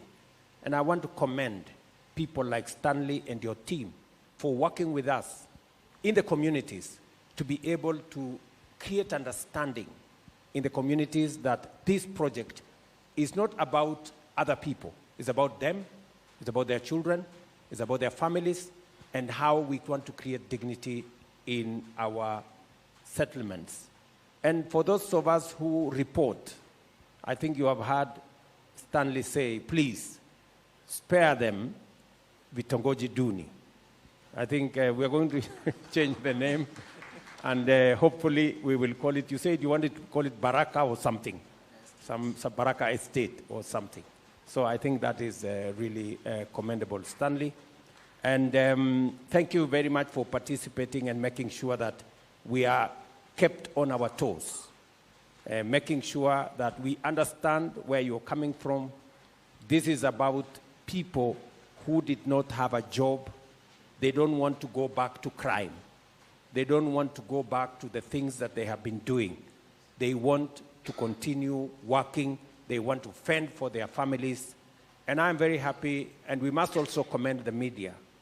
I think I saw reports in the media when they reported that in Ruiru, for example, the crime rate had substantially gone down because of what was going on in there with our housing program. Positive stories like those give hope to many more young people. Let me ask you, Stanley, finally. As you work with the communities, as we look at Kibra, because my commitment is that in the next 10 years, God willing, we will not have a slum in Kibra. We will have an estate. We are working on the 4,000 housing units now. We have 22 acres that we are going to bring on board shortly. Then we will move on to the next. As we create the housing units, we will be moving the people from the slums into those units, make sure that we increase the social housing, especially in those areas, so that we can have more dignity for the people who live there. What do you think I need to do better, or government needs to do differently? Do you have any suggestions on how we can make this better? Do you have anything you want to say that you think can be improved so that we can take this program into the future? Okay. For the better understanding, wacha niweke na Kiswahili mzuri ndio isaidie watu wengi pia. Your Excellency, according to what you've said and improvement for the future also. Mimi kikwangu nilikuwa naonelea hivi. Nikikupea na case study ya NYS.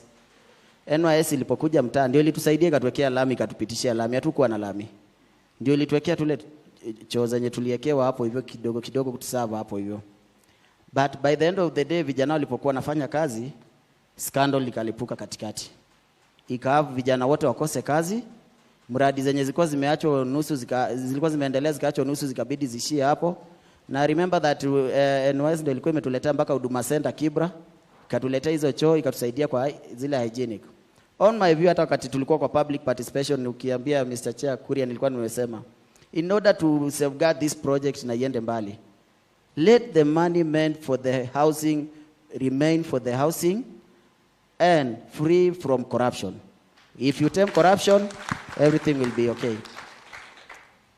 Hiyo ndio inamalizanga, hiyo ndio mdudu mbaya, ndio inaanza project na ibaki imebaki kama white elephant ikwame.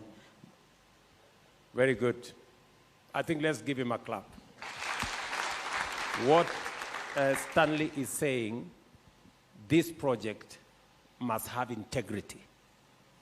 This project must be run, and I hope everybody is listening. It couldn't have been put better than what Stanley is saying. That this is public resources. Kenyans are committing their money through the levy for this program, for the dignity of other Kenyans, so that other Kenyans can have a job, so that we can have decent housing, so that we can eradicate slums, so that we can increase the number of homeowners in Kenya. Not just for the people living in slum areas, teachers, doctors, and everybody else will have an opportunity to own a home because we have substantially reduced the cost of homes in Kenya. Our plan is to create minimum at least 2-3 million homeowners in the short term so that we can have a country where everybody believes they own something and they are part of that ecosystem. So I want to give you my assurance, Stanley, as I do all the other workers in the construction site, and as I do to every Kenyan who is contributing their money to the housing levy, I want to assure you that I will do whatever it takes and deal with whoever and protect these resources for the benefit of the people of Kenya. That I will do. And I want to give a warning right from here, listening to Stanley. Please, anybody involved in this program, if you just step offline, it's not going to be business as usual. So integrity, integrity, integrity it is. This program must be corruption-free. We have agreed on everything. We have even agreed on the quantities. We have agreed on the costs. Unlike in the past, when costs moved from here to there and ran all over the place, Hinga, you know, we already agreed how much it's going to cost. Yes, we did. And there will be no escalations and there will be no issues. So Stanley and all the other Kenyans, we've listened to you. Integrity is going to be front, back, center, left, right, to make sure that this program succeeds. Thank you. Asante sana. Thank you so much, Your Excellency. Your Excellency, affordable housing is not synonymous to poor quality. These Kenyans that are contributing towards this levy expect high quality finishes. Seated right next to me is Mary Wanjiko. Mary Wanjiko belongs to an organization called Build Her. She is a skilled carpenter and a joiner. At the moment, she is supervising over 20 employees. When we launched Starehe Affordable Housing, you had an opportunity to sample the quality of their work. And I can attest it is high quality work. And I want to say, Your Excellency, that women are not a footnote in this program. We honor the women in construction. Mary Wanjiko, tell us a story. Your Excellency, thank you for the opportunity. Kwa majina naitwa Mary. Na nimekuwa alumni wa Builder over 3 years experience. Nimeingia kwa hii sekta ya ujenzi baada ya kugraduate from Builder. Nimefanya kazi tofauti mingi sana za site. Tumekuwa tukipitia a lot of challenges. Tumekuwa tukipitia sexual harassment, tumekuwa tukiwa discriminated na kuwa pia underrated. Na hivi karibuni tumeona vitu zimeanza kubadilika pole pole, na tumeona wanawake wengi wameanza kuingilia kwa hizi sekta. Tuko na engineers, tuko na architects, na kwa muhimu sana kwangu tuko na skilled artisan kama welders, painters, carpenters ambao wako ndani na tunafurahia sana. So mimi niruhusu kidogo ni wape jani yangu. Nilianza kazi ya kuandikwa kwa hizo sekta za ujenzi, nikafika mahali nikafungua my own workshop for a period of 1.5 years. But mambo ikakuwa ngumu kwa sababu nilikuwa na watoto high school. Nikaona inanirudisha nyuma kidogo kwa sababu watoto walikuwa wanafukuzwa shule nini, nikaopt kutafuta kazi. Nimefanya kazi kwa muda wa miezi 6. And in the period of 6 months, nilikuwa nafanya kama maintenance and repair officer. But last week, on Saturday, 3 days back, I was promoted to a technical coordinator. So, si rahisi, na try pia ku pass this information kwa wanawake wote ambao mko hapa. Si rahisi na si ati hatuwezi. Sisi wanawake tunaweza, na tunataka Your Excellency utujaribu kwa hii miradi ambayo ni ya ujenzi, tuweke kama mafundi, si kama watu wa mkono, watu wa kubeba maji, but kama mafundi, na to prove the nation that we can and we are capable. Kwa sababu si wanaume wengi ambao wanaamini ya kwamba wanawake wanaweza. Si wanawake tunaweza? Asante. Asante sana Mary. So, katika program ya Builder, munapatiwa training. Yes. Alafu munakuwa skilled, alafu so kwa mjengo saa hizi bado mnaona kama kuna ubaguzi vile unasema mnakuwa underrated, mnakuwa discriminated, alafu kuna shida ya sexual harassment. Ungependa tufanye nini tofauti ndio tuweze kuhakikisha kwamba kina mama ambao ni 50% wa wananchi wetu wa Kenya, lakini ukienda pale kwa site ni 10%, ama wakizidi sana 15-20%, 80% ni wanaume. Lakini Kenya ni 50% wa mama na wanaume. Ungeona tunaweza kufanya nini tofauti ama zaidi ndio tuweze kuchangia kina mama pia kupata riziki kupitia kazi hii ya affordable housing ama ya housing kwa jumla? Okay. Ya kwanza ambayo mimi ningetaka iwekwe into practice kwa hizi ujenzi, kwanza ni tukuwe na separate changing rooms ya wanawake na wanaume. With that, tutaweza ku-overcome challenge ya sexual harassment. Ya pili ni pia to involve more women wakuwe included kwa uongozi na pia kwa hizi kazi.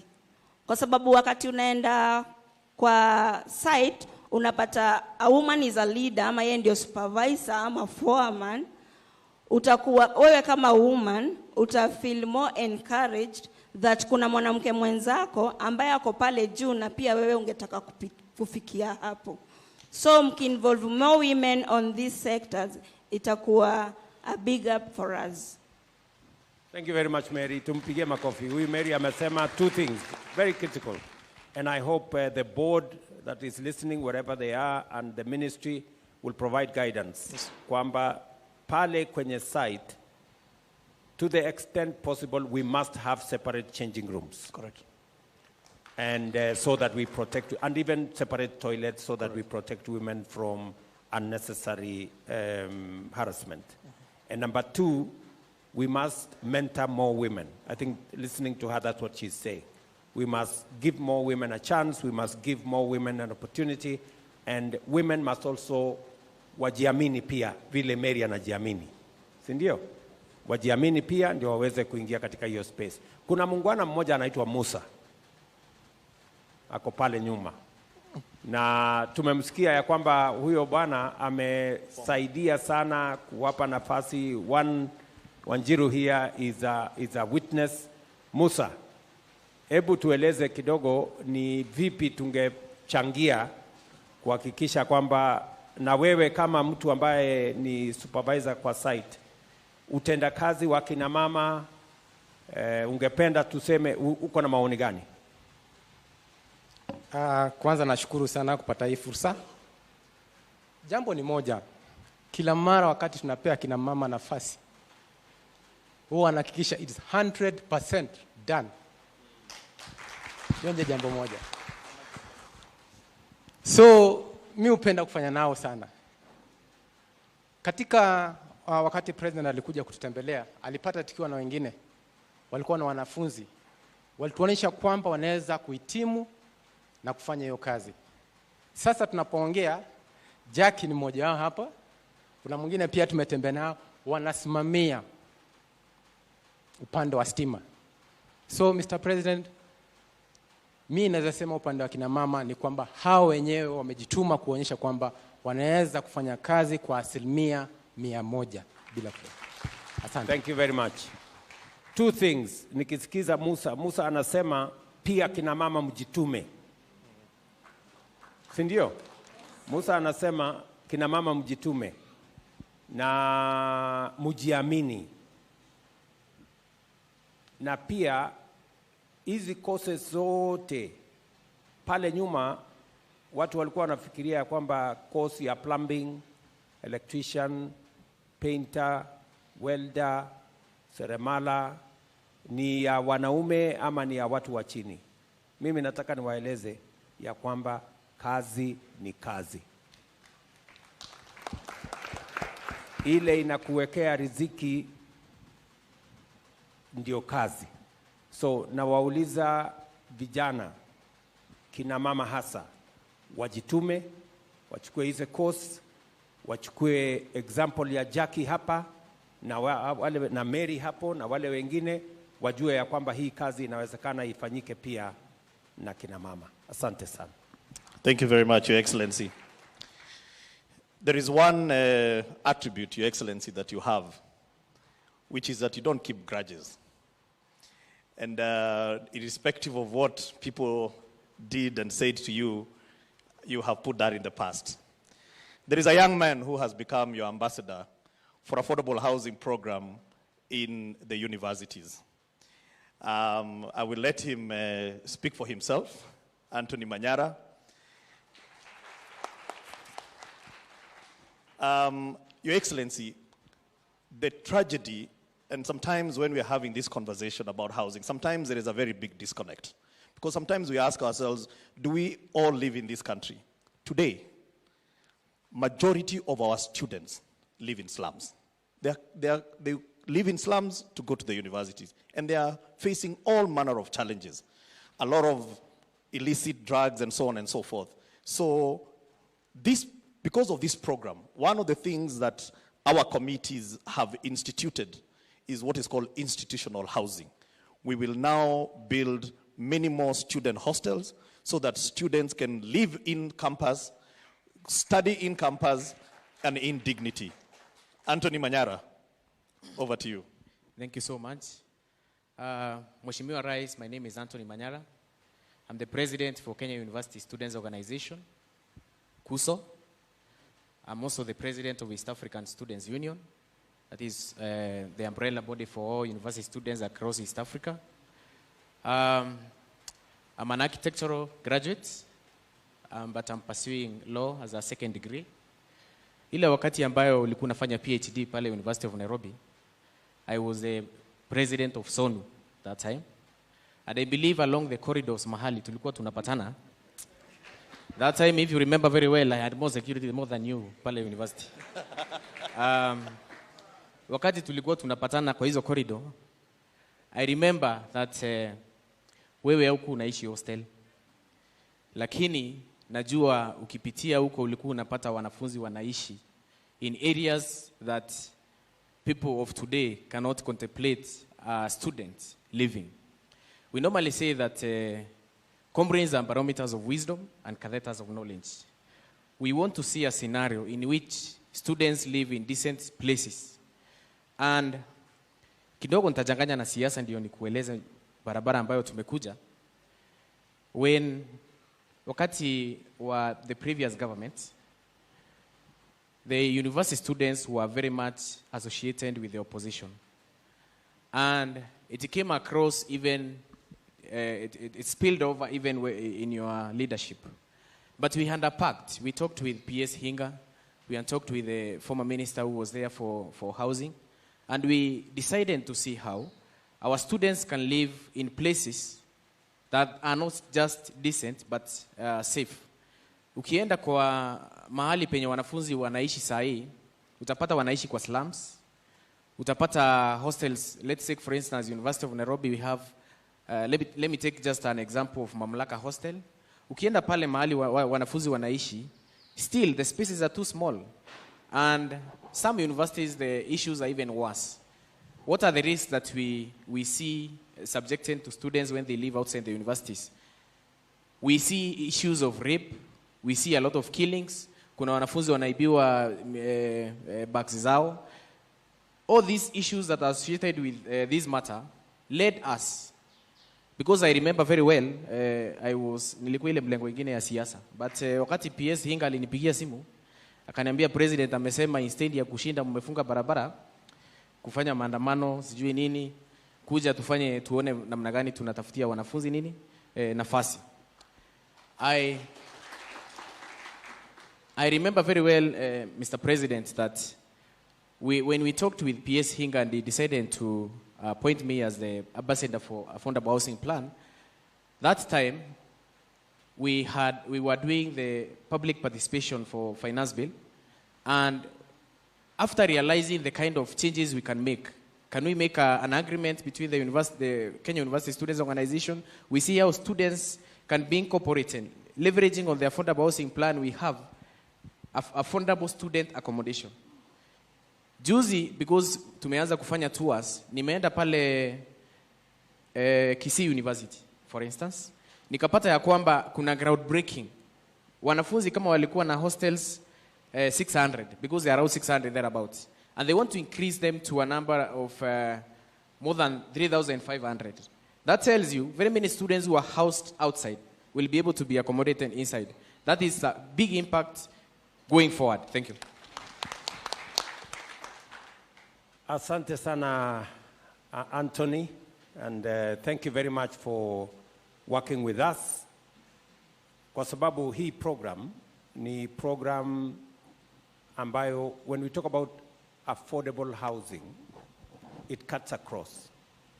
Part of what this program is going to deliver is student accommodation that is affordable. Our students today live in very difficult circumstances.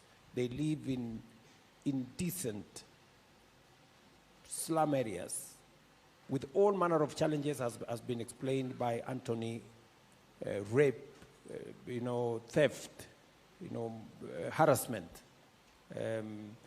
I was, for example, in Bukura, and the students were telling me, even to walk to where they live, we needed to put lighting because there were instances of harassment and theft, and many other areas.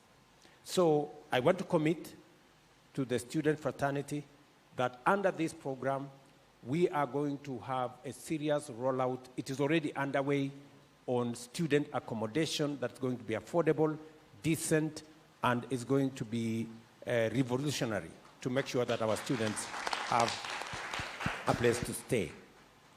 And Hinga said about the past, you know, it is only fools who don't change their minds, or so it is said. I mean, we may have been in different political formations, but that is yesterday. Today is a day for us to come close ranks and do that which benefits the people of Kenya together. And having alternative opinion enriches our national conversation and brings out the best in all of us. So Anthony is, I came across Anthony the first time in Bomas of Kenya when he said that I was pushing a 16th century,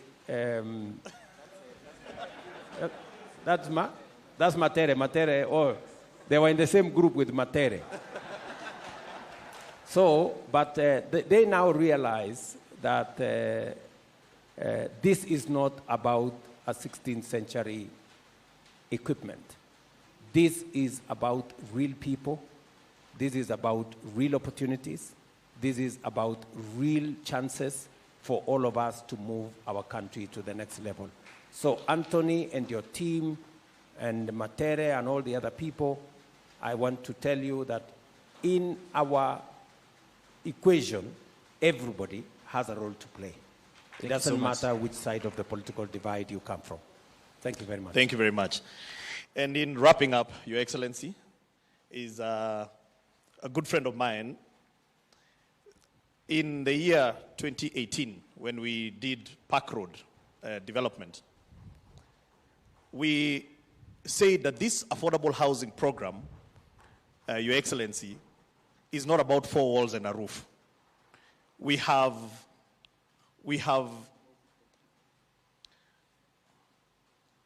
okay. So, we do have Kenyans who know how to make doors, Kenyans who know how to make windows. The biggest challenge, Your Excellency, is that between them and the owner of that door are many brokers who make more money than themselves. And we decided to take a chance on them, and we gave them a contract of 122 million shillings to make the doors at Park Road. Let Mr. Mwema take you through his journey, and he's the last one, and because we are wrapping up, Your Excellency, after that, I will not come back. I will ask you to sum up this program. Thank you very much. Mheshimiwa Rais, wakuu wote wa serikali, hamjambo. Kwa majina yangu naitwa Peter Mwema Mudhaka. Lingana vile PS Inga amesema, sisi tulikuwa watu wa chini, tulitafutwa tukiwa kule Kariobangi. Na tukaambiwa tuko na contract hapa Park Road. Wakati huu hatukuwa tunaweza kujua vile tunaweza kunegotiate mambo ya contracts. But serikali ikatuambia tuende tuongee na contractor because already contract ilikuwa chapatiano. Contractor before hakuwa anataka kufanya na jinsi sana, lakini baadaye alikumbali na akawa mzuri sana. As we right now we are talking here, tulifanya miaka mitatu. I remember one time kulikuwa na shinda kwa site, so we had to go home. Tumeambiwa tumeshindwa na kazi because wale wa mjeji watupokonye kazi. Bwana PS that time, Bwana PS Inga alikuja kwa site na tukaitwa kamiti yangu, tukashtakiwa ile makosa tunafanya, lakini tuliwaambia atunjui. Lakini wakati ilipika wanjanje kuamua, Bwana PS tulisema sasa anatuambia tutoke, lakini aliongea kitu ambao itatoka kwa roho yangu na nikampenda sana. Aliwaambia contractor hivi, atukatai maneno yote, hata nyinyi kwenu mlifundishwa kazi, lakini nawaambia kitu moja, hata mlete hiyo milango mzuri anje kutoka China, kutoka wapi, hatutaichukua. Free for nothing hatuitaki. Hawa ndio mtafanya kazi nao.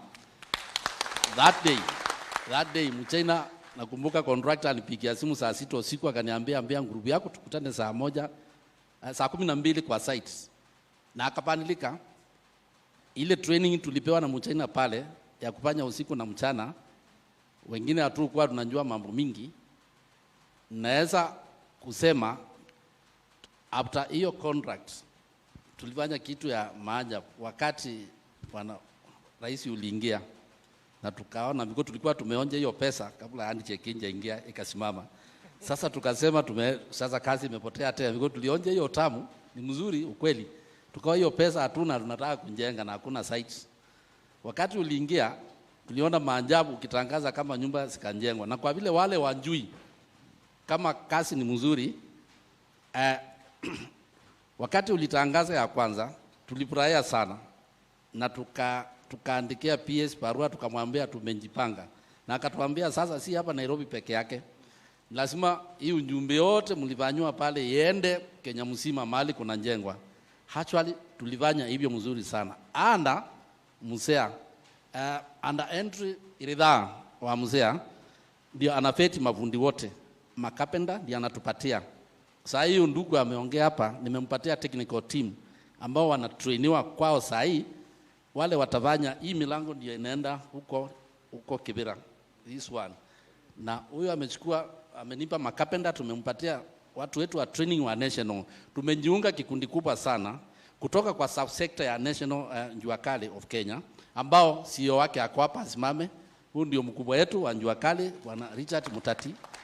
Tuko na timu kubwa, watu wote wa national msimame msalimie rais. Mafundi wote pia msimame, wale mmepika hapa. Hii timu yote unaiona hapa, wengi tumefanya nao backrot na wengi tumewatuma kila mahali. Juzi tumeitwa na MD wako wa National Housing akatuambia anataka tumsaidie huko nyumba zao zinajengwa. Sasa yeye ametupa kazi Kirinyaga, Ngomambei, tunawasimamia huko na Embu. Mafundi wetu technical wanaenda huko, tunapanga na yeye vile wataenda huko. Because why we are doing this, we are giving our brothers and sisters ile shinda tulipitia pale attract wapitie. Na nakwambia kitu ya kuchangaza sana, wanawake wataki kuachwa nyuma. Wamejipanga because walikuwa wananiuliza chairman, tutafanya kazi gani? Hii milango unayoona hapa, hii imefanywa na wanawake. Sio kana madam Karaya yako ameingia. Huyo madam, hii milango ndio wamejiunga kikundi kubwa sana. Wanatengeneza milango. Wamesema Muhindi hapati kazi ya milango. Hii yote inakuja site inaundwa na wanawake wetu hapa Kenya. Hiyo unayoona hapa. Ile iko pale ndio tunaweka Ruiru. Hiyo pia hao kikundi ya wanawake wa Ruiru wakishikana na hii technical team ndio wameunda hiyo. Watu wetu tumetrain mafundi wa Ruiru, na nikwambia kitu moja rahisi, sisi national ni kutrain. Vile wanasema atuingii kazi yao. Chamani wa Ruiru wako hapa ainuke asalimie rais. Wanamuridi unaomuona pale ameomba national impatie technical team hako nao kwa site. Mzuri sana. Ile milango ndio contractor amekumbali. Hii milango tumefix floor ine saa hii huko Ruiru. Kazi inaendelea, ilikuwa inspection huko last week na nataka bwana PS na aende akainspect, lakini tuko na kisungumukutu. Tunapata shida bwana president, na hiyo mpaka utusaidie sasa.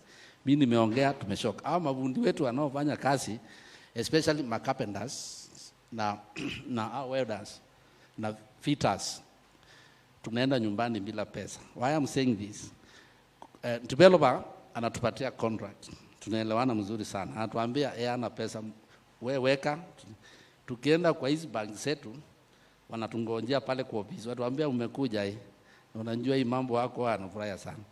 Ile interest wametupatia Mr. President, kusema ukweli, hao watu ukiwauliza wako pia tuko na njaa. Because tunalipa interest, tukilipa other things, tunambaki kamkati ni kidogo tunapeleka nyumbani. So wamenituma hata nikiwaambia president atutafutie kama ni hustler funds, vile tunaweza deliver hii cash tumbaki na kitu, because 25%, 21% banks za Kenya zinatumiza sana. Iko banks moja Equity imetupatia product mzuri Kenya mzima, CEO wake bwana Mwangi, but ukiangalia pia iko juu because hiyo ndio yako chini na 19%, although reducing. Tuko na kampuni moja imejitokeza kwetu as national, na usikize mzuri, Tononoka imetuita ikasema CEO alikuwa huko, ikasema Yeye anatupatia clinic facility ya 9 days. Anapeleka chuma Kenya mzima, kama anapeleka Rwanda wapi, si hapa Kenya. Tupanye partnership, tupanye na yeye. Tukamwambia naona tupatie ile price tunataka. Na by the way ametupatia hiyo, anatupatia at least hiyo, tunaona at least kamkate kanambaki kidogo. Pale Kibira huyu mzee ameniambia mafundi wamequalify. Tunangojea contractor alete sign up. Bwana PS msukume sana because he is going slow kutoa hiyo contract na hawa wazee wanaingoja. Sisi tumemfanyia party yetu. Sasa msukume sana iweke kwa meza. Huyu Njorosi Lali ananiambia mafundi wa makapenda wanaona wenzao wakifanya kazi, sasa nao wanataka kufanya. Nitakuwa na this site tumepanga naye next week ndio tuhesabu wale mafundi wote wamepetiwa na mzee. Ndio sasa waingie kazi, wafanye kazi. Sisi kazi yetu kuangalia kazi, ukienda pale ukishika mlango dirisha imewekwa hivi na hii Hustler Nation yako mnaona hapa. Lakini Mr. President tusaidie hapo kwa interest. Tumeumia sana. Hakuna mkate nyumbani. Sorry sana. Excellency, akwambie sasa akupatie tu hiyo story ya KRA kwa sababu walikuwa hawako wanalipa ushuru lakini sasa wanalipa ushuru. Nilikuwa nimesahau la story ya pale Pakrot. Pale Pakrot wakati tulipewa kazi ya 122 tulisema kwa vile tumepewa na serikali hii mambo ya ushuru hatunjui. KRA ikatuambia tulipe ushuru, tukandinda. Tukamwambia hii mambo mnatuambia tutai, kumbe tunahesabiwa tu, tunahesabiwa. Wakati tulikuwa kumaliza tuliandikiwa mabarua mimi na chamani wa Ngong, chamani wa Kamkunji, tukaambiwa tuende kwa ofisi ya KRA. Wakati tulienda pale tuliwaambia mambo mnatuambia tunyumu, kaambia mtainjua leo. Kumbe kuambiwa tumeinjua leo, pesa yetu ile tumelipwa ya mwisho 26 milioni wamekamata yote. Wakasema hii amutoi. Imagine hiyo siku ndio tulinjua tuchezi na kulipa ushuru. Hiyo tukiambiwa KRA iko hapa tuambia kuja tukupe yako, tuachane na sisi. Because alisema alichukua vile tulikuwa tumepanga tukawe pesa, mafundi wapate 16,500 yote akabeba siku moja. Katuambia niliwaambia mlipe mkakataa nimewakamata. Because aliandikia hizo benki zote barua mahali akaunti yetu iko ikamata. Kutoka hiyo siku hao mafundi wote hakuna mtu anacheza. Hata sisi tunaangalia tukikupatia kazi kama ulipi ushuru tunakuambia wewe rudi kwa mzee ukakufanyia interview tena. Because tunataka kuona certificate ya hatutaki shinda na KRA na tumekuwa mafrendi sana. Pale Pakrot mnaona tuliambia PS hatuwezi kunjenga hapa tutoe kwa mabanda. Nasikia ile story wanajoroa ameongea hapa because tulikuwa kwa mapanda mahali alituokota huko Mathare. Ati saa hii sisi tunaamka mahali mzuri pale Pakrot. Sisi hatukujangi ngari na town kuruka, tuko na bahati sana rais. Tunakuja hapa, tunaingia town, tunafanya shughuli, tunarudi kwa nyumba. Hapo tukiwa town naona kwangu. So tulipaitika watu 45. Why hao watu wote wanaona rais wote wamesave pesa. Tumeenda kwa PS na tukamwambia tumelipa kwa mboma yangu na tuna save huko, lakini iko kitu tutupanga na yeye atupatie allocation ya watu wakawani na amekumbali. Sasa sisi tuwekewe 10% na tunakulipa yote. Hao watu wote wamechanga pesa. Mahali wanafanya kazi wanaweka pesa ya kukaa kwao. Because wanaona vile tunakaa Pakrot na wako very happy. Mkikataa nyumba mjue mafundi wangu wote Kenya mzima wamejipanga. Wanachukua hizo nyumba. Asante sana. Haya. Sawa bwana Mwema. Mambo tu mawili ambayo ningetaka. Pale mbeleni utendakazi wenu ulikuwa na matatizo. Ile quality ya vile mlikuwa mnafanya. How has that improved? Are you bado mko pale ama mumebadilisha mambo? Mambo yetu ilibadilika wakati tulifika site 2018 pale Pakrot. Wakati tulikuja na mashini zetu, contractor alisikataa. And the contractor baadaye wakati tulikuwa marafiki alisema saa you guys naonyesha mashini za kufanya kazi na tutawasaidia kutoka kwetu mahali zinatoka. Hii vitu mnatumia zimevitwa na wakati kama ile Kabiru tulikuwa tunatumia ile akatufundisha kutumia ile electronic, ukiweka hapo na ile kitu ni mbaya. Kulikuwa na siku ya kwenda kuangalia because tulikuwa tunafanyia kwa site huko kwetu. Tulikuwa tunaenda kuangalia na yeye workshop 3 sote Ngong, Kariobangi na Kamkunji. Siku ya Wednesday kila wiki. Akiweka hiyo biro yake hivi anajua ni wapi pambaya, anasema tu correct hapo. Hii milango ya ambao akatufundisha vile kuitengeneza na kuvinya mzuri, then tukafundishwa kuseti pale. Wakati huu tulikuwa tunafanya vitu reja sana, vitu ambao ukiona inakaa hata kunaangalia ile vitu tulikuwa tunatengeneza wakati huu, au wateja tulikuwa tunawapatia vitu bob sana. Lakini saa hii kitu ikitoka kwetu inaangaliwa kabisa. We have a very technical team here, watu wa kuangalia inspection yetu kabla developer anja pika pale. Developer hata saa hii hawezi kusema kitu yetu tumeweka, wote wanapitisha hivi. Very good. And I think that goes to what PS was saying.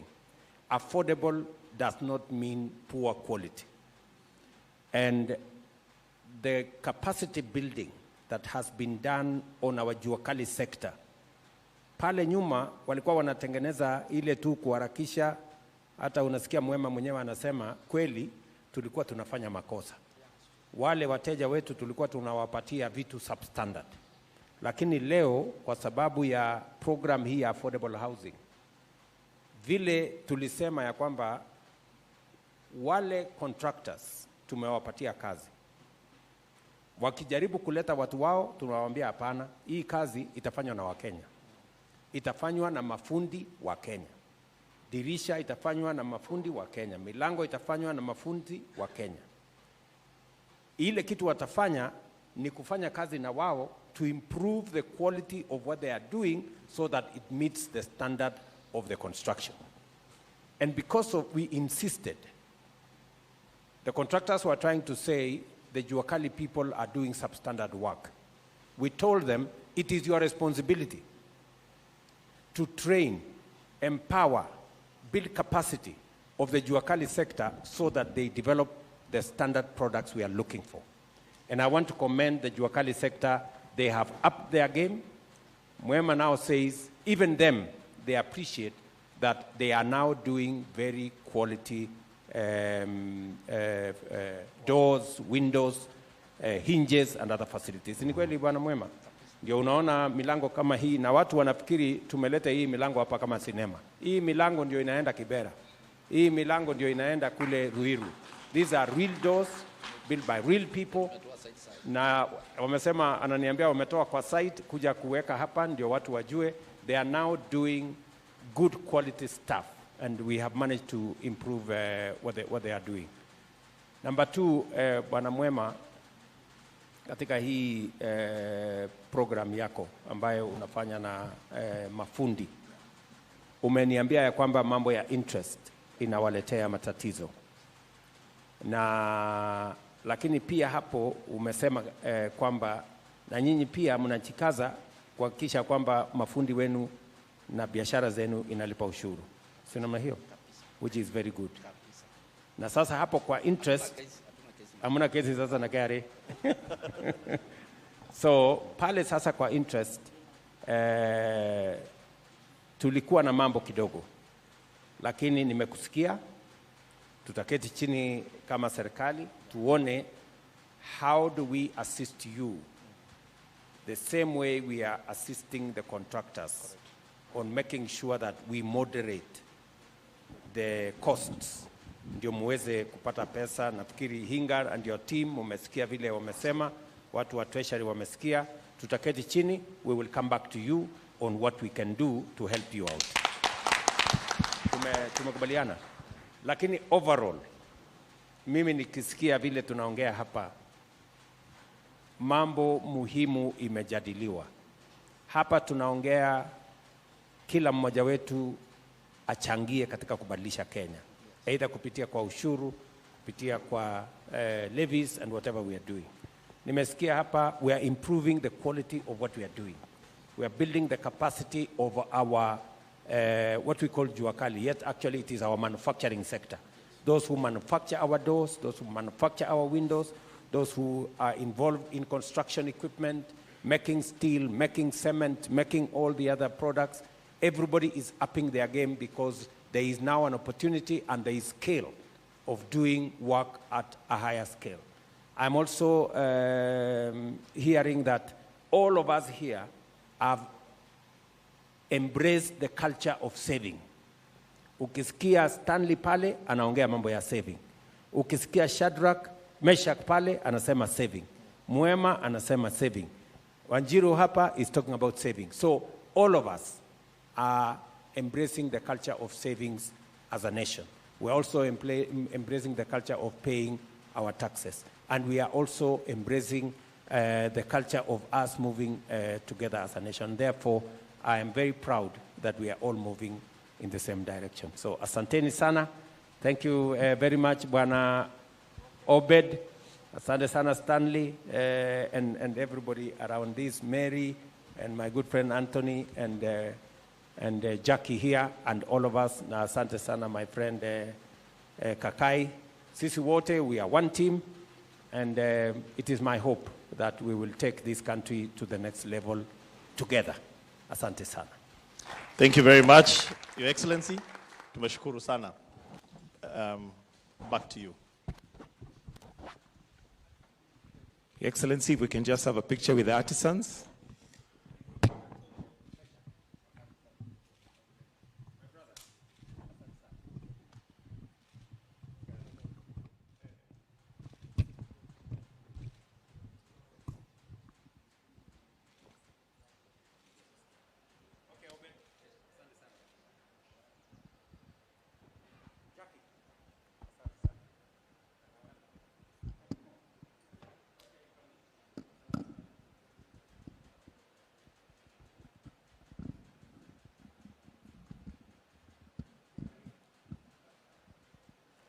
Your Excellency, maybe just to stand in the middle for a picture with the artisans, or maybe we can step forward, just step forward a little bit. The photographers. Let's be seated, please. The rest of us, we can be seated. Then also we'll have PS. Now that has been a panel discussion led, of course, by one President William Ruto and panelists who include artisans sharing their experiences on how they've been able to gain from the affordable housing project. At the saying, they've been able to, of course, gain some monies, or income, if you like. And there, those are live pictures from State House, Nairobi. The panelists taking an opportunity to take a photograph with the president after sharing those experiences that they've been able to have since the inception of the affordable housing project across the country. Of course, the president has just signed the affordable housing bill into law, and now the housing deductions are officially legal. This follows a court ruling early in the year 2024 saying the affordable housing bill, or rather law, earlier did not have a basis, or rather a legal basis and a framework, and so forcing the members of parliament to go back to the drawing board and, of course, drafting this particular bill that has been now signed, or rather assented into law. And, of course, in the tradition of a State House, or rather the president signing ordinary bills into law, it's normally a very, very short event of about 10 minutes. But today, it's a special event in that these particular, rather law, the president, or rather even the Kenya Kwanza administration and the government has taken it with a lot of seriousness, you know, because the president has been saying this is a project that will be able to guarantee unemployed millions of Kenyans across the country to have an opportunity for jobs. Thank you very much, Your Excellency, President William Ruto, and all our dignitaries, Deputy President, PCS, speakers of both houses of parliament, together with the leadership, and all who've been involved, and my friends, wale wanafanya kwa mjengo. Bwana asifiwe. Your Excellency, the 19th of March will go down in history as turning a new page in the chapter of this country. I really want to thank all of those who've been involved in this entire process. I recently saw a newspaper headline that listed the senators and MPs who voted for this bill, and they were saying those who have betrayed Kenyans. I want to tell the MPs and the senators, on behalf of the millions of people who have been living in squalor in our informal settlements, and I will start with the urban areas, on behalf of those who have been described here by Stanley and Shadrach and all of them, who live a life without dignity, we are proud of you. Thank you. Thank you. We are going to rewrite the story of our urban spaces. The built environment gives dignity. The built environment gives esteem to our people. And I'm very happy that they have said what will not come out the same way when we say it. That what dignity is there when you live in the same room with your children and your wife, and the only thing separating you is a bedsheet. That when your wife has to go to shower in a communal bathroom somewhere out there with other men waiting, there is no dignity. A first-class country cannot have a second-class citizen. And I'm glad, Your Excellency, that we have moved and we're in sync, that we're no longer doing slum upgrading in Kenya. We're doing slum eradication. Slum upgrading, there is no first-class slum and a second-class slum. A slum is a slum. Let us move to slum eradication. Your Excellency, our mutual friend, who one day sent me to you, and I know you've been speaking, the president of AFDB, Akinumi Adesina, said that Kenya must choose.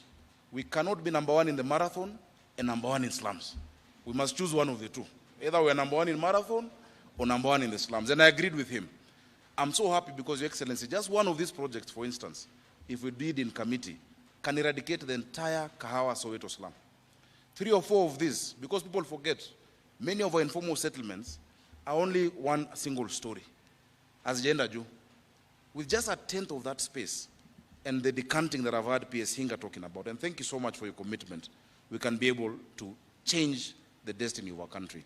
Secondly, Your Excellency, I just want to affirm, because I know people out there have been saying that this is something that is for the counties, this is for the national government.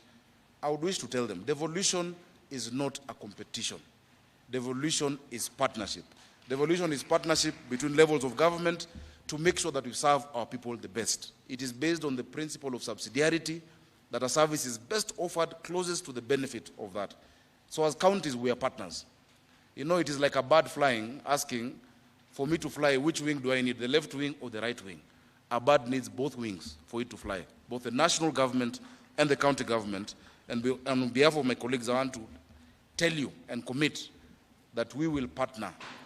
We had a discussion, we've been talking, we will partner as counties to also do these projects, to do our part, to identify land, you know, because these people, there are no Kenyans served by the national government and other Kenyans served by the county governments. They are all our Kenyans. Your Excellency, as I go towards conclusion, on the 7th of June 2023, you said something profound. On the 7th of June 2023, we had the National Prayer Breakfast. And the speaker that day gave a story of empathy. And he said that if you feel pain, it is because you're alive. If I pinch you, if you get hurt and you feel pain, it is because you're alive. But if you feel somebody else's pain, it is because you're a human being. Your Excellency, thank you for feeling the pain of millions of our people in our cities, even in our rural areas, who have no hope, who are living lives of squalor. And I pray that this will be the beginning of the end of that story. As my friend has said, kuitwa kitongoji au makanda itaisha na kutakuwa na majina ya baraka katika maeneo yetu. As a county, we're working together with the PS and with the ministry, our county aggregation industrial park, because Nairobi ni shamba ya mawe, hatuna matunda na mboga na kahawa. Our product is this, Your Excellency. Our Kaipi in Nairobi is metalwork and woodwork industry. We're dealing with Peter, Mudhama, and the Kamkunji and the Ngong Road teams. Thika Road, between Madare and Utalii, that is where we're going to have our industry. Hii milango yote, madirisha, together with these people, we're bringing the common user facility and give our young people hope in this work that we're doing. Your Excellency, one story that my friend aligusia kidogo tu, na ningetaka kumsaidia kusisitiza. he said that in the informal settlements, every other day there is a fire. And I don't think people understood. You know, in January, one fire that, of course, we regret that happened in Embakasi took the attention of the nation. But Your Excellency, do you know in that same month there were 47 other fires in Nairobi County, in our informal settlements, because of illegal power connections, because we've not given these people a dignified life. Imagine leaving your home and not knowing whether when you come back your children are safe, whether they're how you left them, or whether your house has burned down because of the indignity of living in that informal settlement. Your Excellency, please help us to make sure we sort that out, make sure that we provide water for them, we're able to reticulate for them, because a first-class country that Kenya is cannot and will never have a second-class citizen. Your Excellency, as guided by yourself, thank you so much. I would like to invite the Prime Cabinet Secretary to say a word and then invite the Deputy President. Thank you.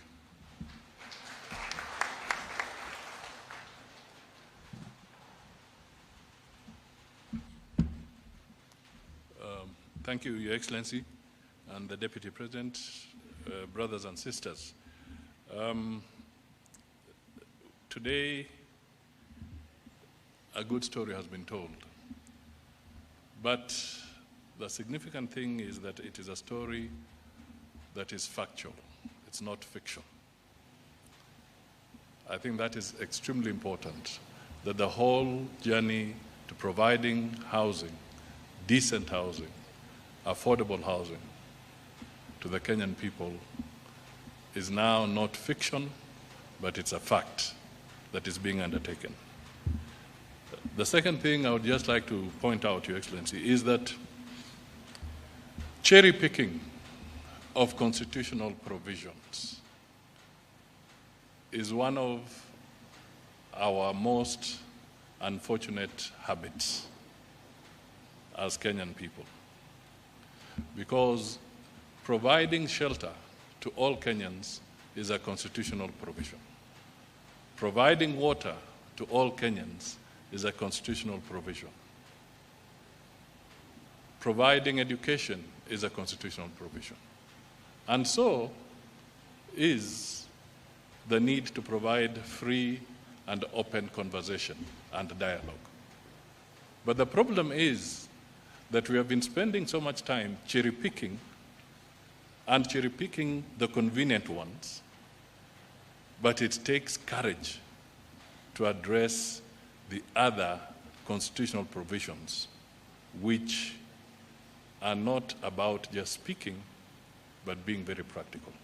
Your Excellency, we must commend you, we must commend the legislators, we must commend the planners, that on this one, they have held the bull by the horns. They have tackled the difficult aspects that are provided for in the Constitution. You did not cherry-pick the easy ones. You have taken the difficult ones. Let me commend you, and let us work as a united team, as Kenyans, making sure that we do not engage in cherry-picking the softer options, but tackle the tough and meaningful options in our Constitution. Your Excellency, the Deputy President, please come forward.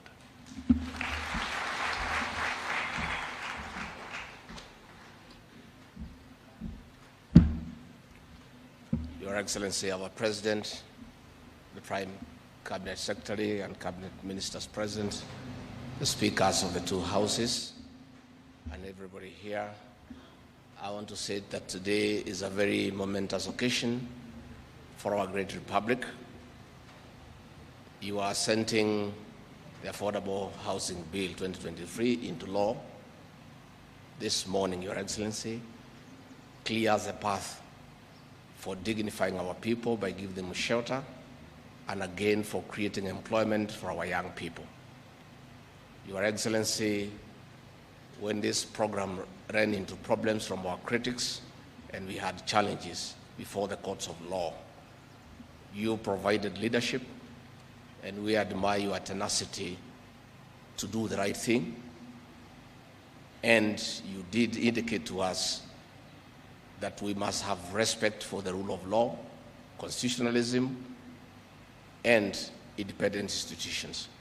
And that is why, Your Excellency, under your guidance, you decided we do the right thing by aligning the law and conform to what the courts wanted. And now that this has been done, the path is now clear so that we can create employment for our young people and we can give the Kenyan people dignified shelter. Let me say that those of us you have given the responsibility,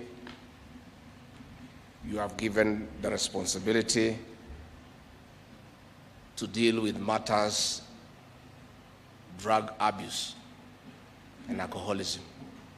Under your guidance, direction, you have guided us that people should not drink during the day. Now we have an opportunity, because there will be employment, for people to go and work. And for avoidance of doubt, bars will open at 5 and close at 11 p.m. The rest of the time, let us go and work. Let us go and build houses. Let us go and provide shelter for the Kenyan people. Your Excellency, I don't want to spare this occasion, because if I had thought it clearly, I should have prepared a written speech, because when you have a written speech, you cannot say a word that can spoil a very good occasion. So let me add there by not adding anything and to say, Your Excellency, we want to congratulate you as our vision carrier for this matter, affordable housing. This program will define your legacy. And we want to assure you, those of us you have given the privilege to work under you and to assist you in the management of the affairs of this great country, we are right behind you, and we ask all Kenyans to support this program and to support our president so that we can dignify our people. Your Excellency, for today, I also don't want you to say anything. You might spoil this occasion, which has been very good. Now you have the tools, you have the funds. Please go to work and make sure Kenyans are dignified. Asanteni sana. All right, thank you. We've come to the end of this session. However, we'll request that we remain where we are. We're going to take some photos with the different groups. So for the groupings, we'll request that you just remain where you are. We'll direct you on how we'll go. But for Your Excellency, we'll allow you to retreat at your own pleasure, and we'll call you for the photos once we are ready. And with that, we've come to the end of this session. But kindly, let's remain where we are. We'll direct you how we'll proceed to the photos.